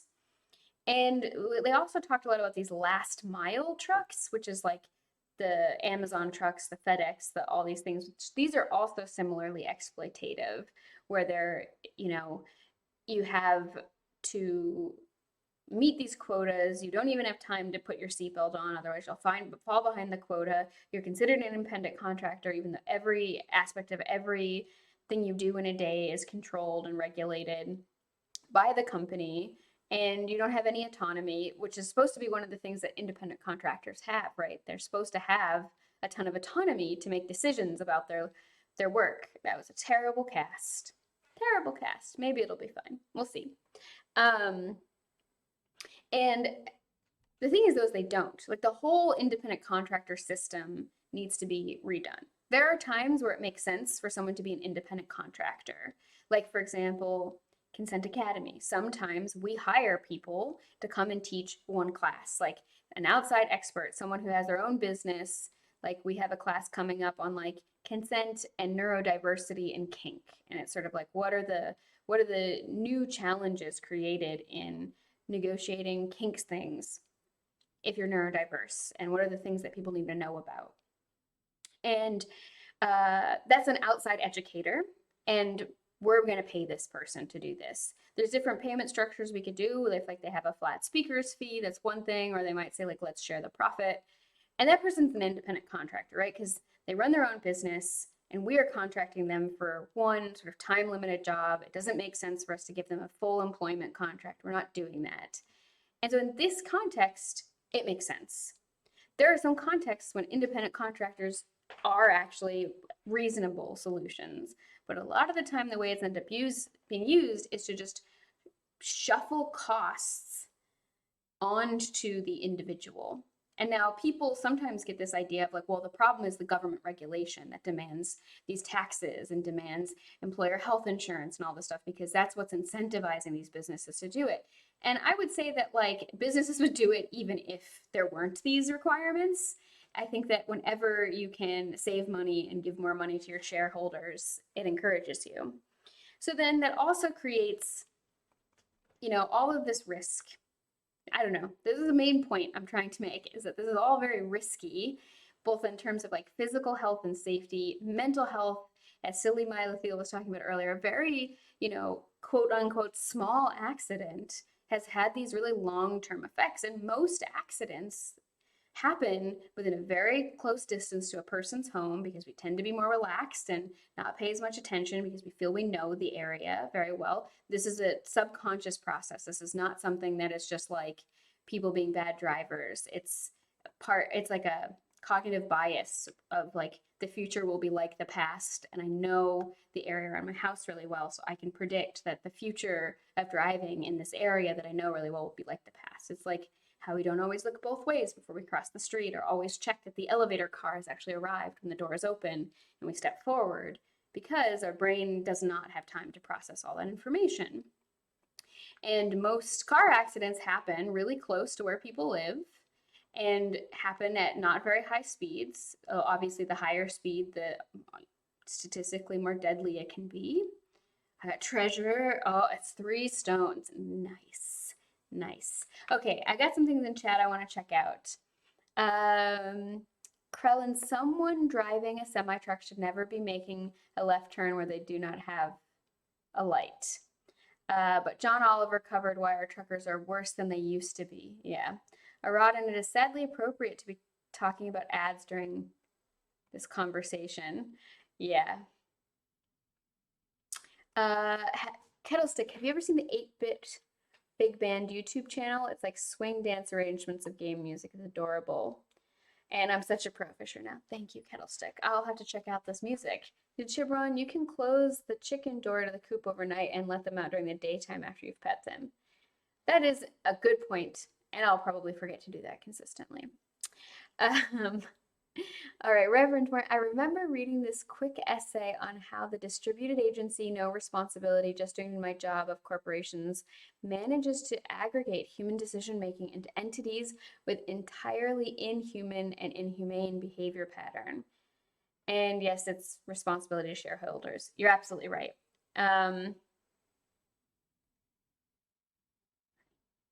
Oh, that's adorable. Finding the chicken in the grass. Yeah, I mean, chickens are just too cute. Too cute. It's not 10 p.m. yet. Can't go to see the jellyfish. Gotta find jellyfish. I'm excited to see the jellyfish. They're very cute and cool. So, what do people think about this? Like, what is the solution to this problem of not just cars, but I'm talking specifically about trucks in this place? Like, the issues that John Oliver was talking about. Ad time. Okay.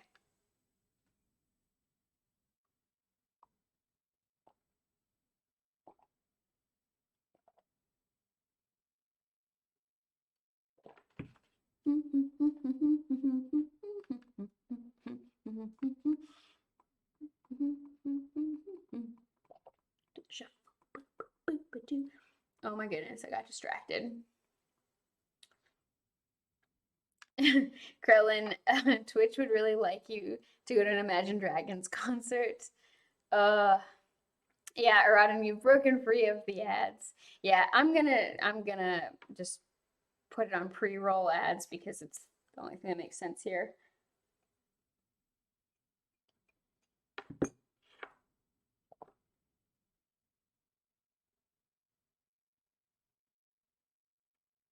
To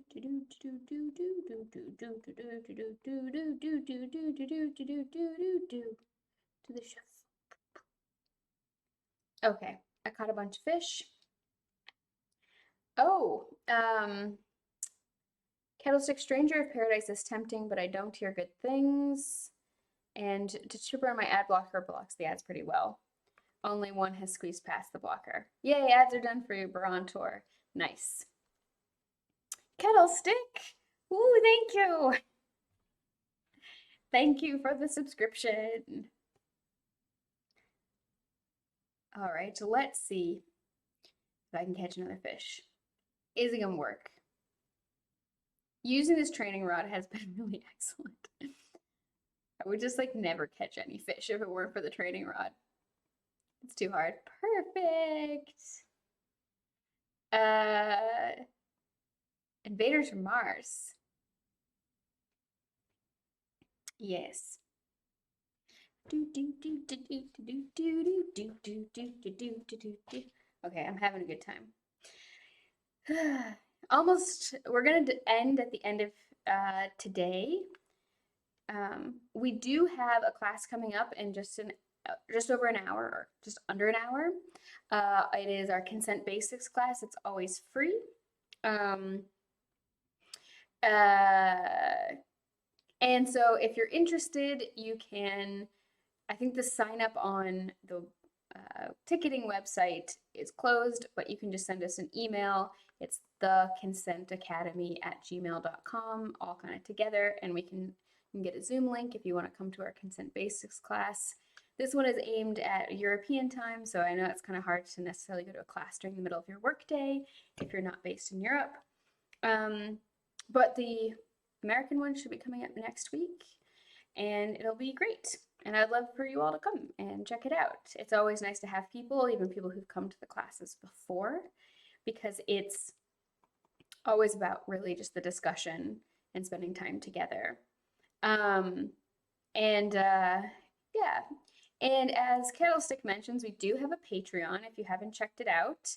It's just Consent Academy on Patreon. I think being set up, come back later. I think if I just do this Patreon, you can find out about it. Yeah. And we also have our social media. You can check us out on social media as well. Our Patreon has a lot of other content. We're going to start making YouTube videos really soon. My co-director and I have been planning it. We're working on some of them now. It's going to be her and I chatting, and it's going to be called Mixed Signals because she and I are both mixed race. I'm white passing and she's not. And we're going to be talking about just everything. We might talk about the slappening from the Oscars. We might talk about different kinds of issues like that and sort of our takes on them. We'll talk about from the lens of consent.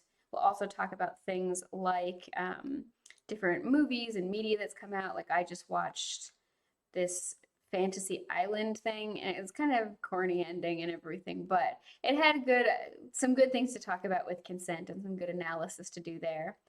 And we'll talk about different like pop culture stuff, books, I don't know, whatever. Just talk about consent. We kind of have fun. We were having fun discussions all the time anyway. And the people who just subscribe on Patreon will get these videos like a week or two early, as well as articles that we write to get them early as well. And you get behind the scenes things. You also get discounts to all of our classes and lots of other good stuff. So if you haven't supported us on Patreon and you have the means to do so, consider checking it out. Evelyn says, I remember seeing the jellies once as a little girl. Oh, how I jumped with joy when they arrived. But that was long ago. I'm a lot less energetic now. You can jump with joy on the inside. George, what are you looking at? Why are you looking at me like that? You think I'm too old to enjoy something like this? Not at all, my dude. Not at all. Harvey, well, summer's over. To be honest, I'll be happy to say goodbye to these blasted mosquitoes. Hey, you know, mosquitoes are pollinators too.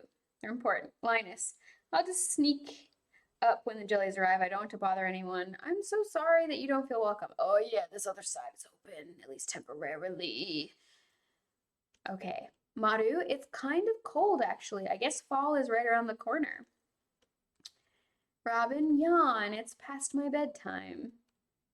Hey, did you see that candle boat? I crafted it myself. Very cool. Demetrius, the moonlight jelly, what a remarkable species. We're very lucky that they stop here on their long journey south. It's unknown why they are attracted to light. Very curious. It's very cool. I do really like marking the passing of seasons with things like this, like feeling connected to the land and that as the seasons change through sort of the natural world, not just things like the leaves changing and everything, though that's always lovely. There's so much change that happens, and it's just nice. I like that this is in this game.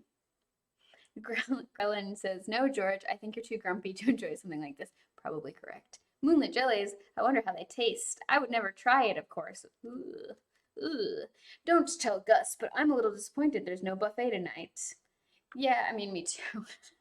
Caroline, these candles are romantic, aren't they? Yes, I'm sorry your husband does not agree and will not be romantic with you. That's Dr. Penny. Life is so easy for a jellyfish, just letting the waves carry you onward forever. That's assuming a lot about jellyfish's experience. Vincent, I want to see the rare green jelly. We probably will. Sebastian, I thought I saw something moving in there, something big, something dark, just trying to scare you. Abigail, such a rare and exciting thing. Sam, I wonder if they're poisonous. Maybe I should push Sebastian in the water after all. Yeah. Candlestick Gus probably heard you. And Reverend Mort, sounds like the buffet of jellyfish would solve two problems. Haley, I should have brought my camera. I always forget. I'm sorry, Haley. That's frustrating. Alex, I can't believe summer's over. I feel like it just started. Marnie, that's a heavy load of people for an ancient wooden dock. I'll stay over here near the beach. Yeah. No pushing without consent. Exactly. Pranking also, you got to have that kind of relationship with people. Shane, jellies were here a year ago and they'll be back again a year from now. Nature is amazing. It's true. Jazz, or Yaz, I'm never sure. I hope there are babies this year. I'm sure there will be. I'm not going to talk to the mayor yet. I'm going to talk to Willie. Most night fish would be scared off of the light, or scared of the light. These are strange ones. Yes. Jody, there, I just saw something glowing. Oh, it's gone.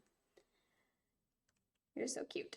Emily, look out there at the endless sea, deep underwater. All kinds of life forms are moving around in the dark. Eerie, isn't it? I wouldn't say it's eerie, but it's cool. Clint, I wore my special shoes today. No one noticed. Oh, I noticed.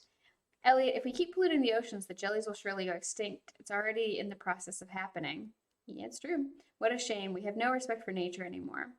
I wouldn't say that that's the cause. I would say it's, yeah, different. Okay.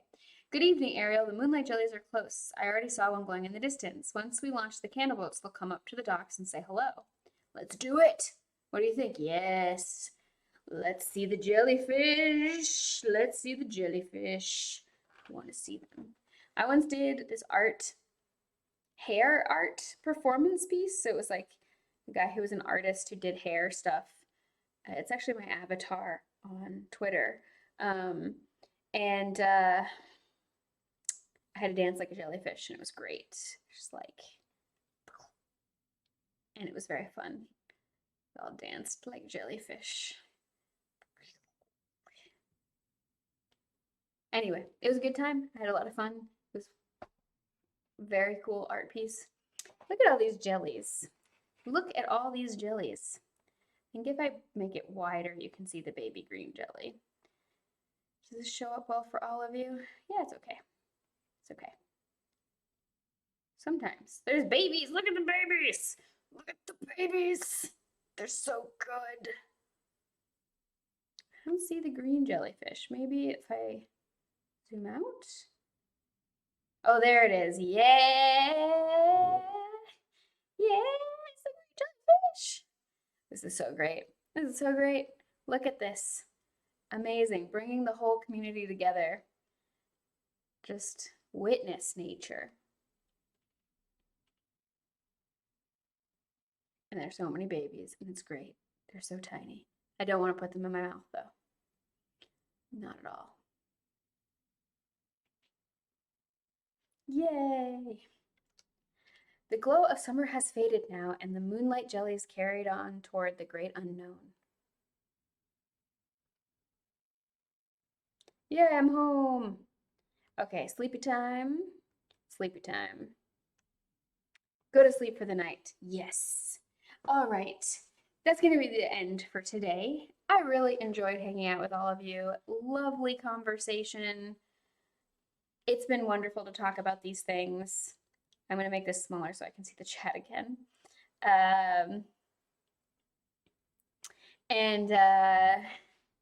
Yeah, it's just been lovely to hang out. I like chatting with you all. You're all very nice. And thank you. And I will see you all on Sunday. If everything works out with my friend's technology, we'll be doing a drag show and conversation about drag, identity, and exploration of identity. And I'll be reprising my role as Jasper. From everyone who watched Manner of Speaking, you'll remember Jasper, though my hair will not likely be blonde. I don't know if I'll get a wig or not. And, oh yeah, more, I totally forgot to ask you. I'll ask you next week. I completely just got lost in all the things we were talking about. And yes, my friend HP Loveshaft will be joining us. If his technology does not cooperate, I will just do drag and we will just chat about drag and fun things. But you should all come see HP because he's the coolest. Um, so thank you all again for joining me today, and I hope that I will see you. Yeah, I can put it on the Discord. Good point, Reverend Martin. See you later.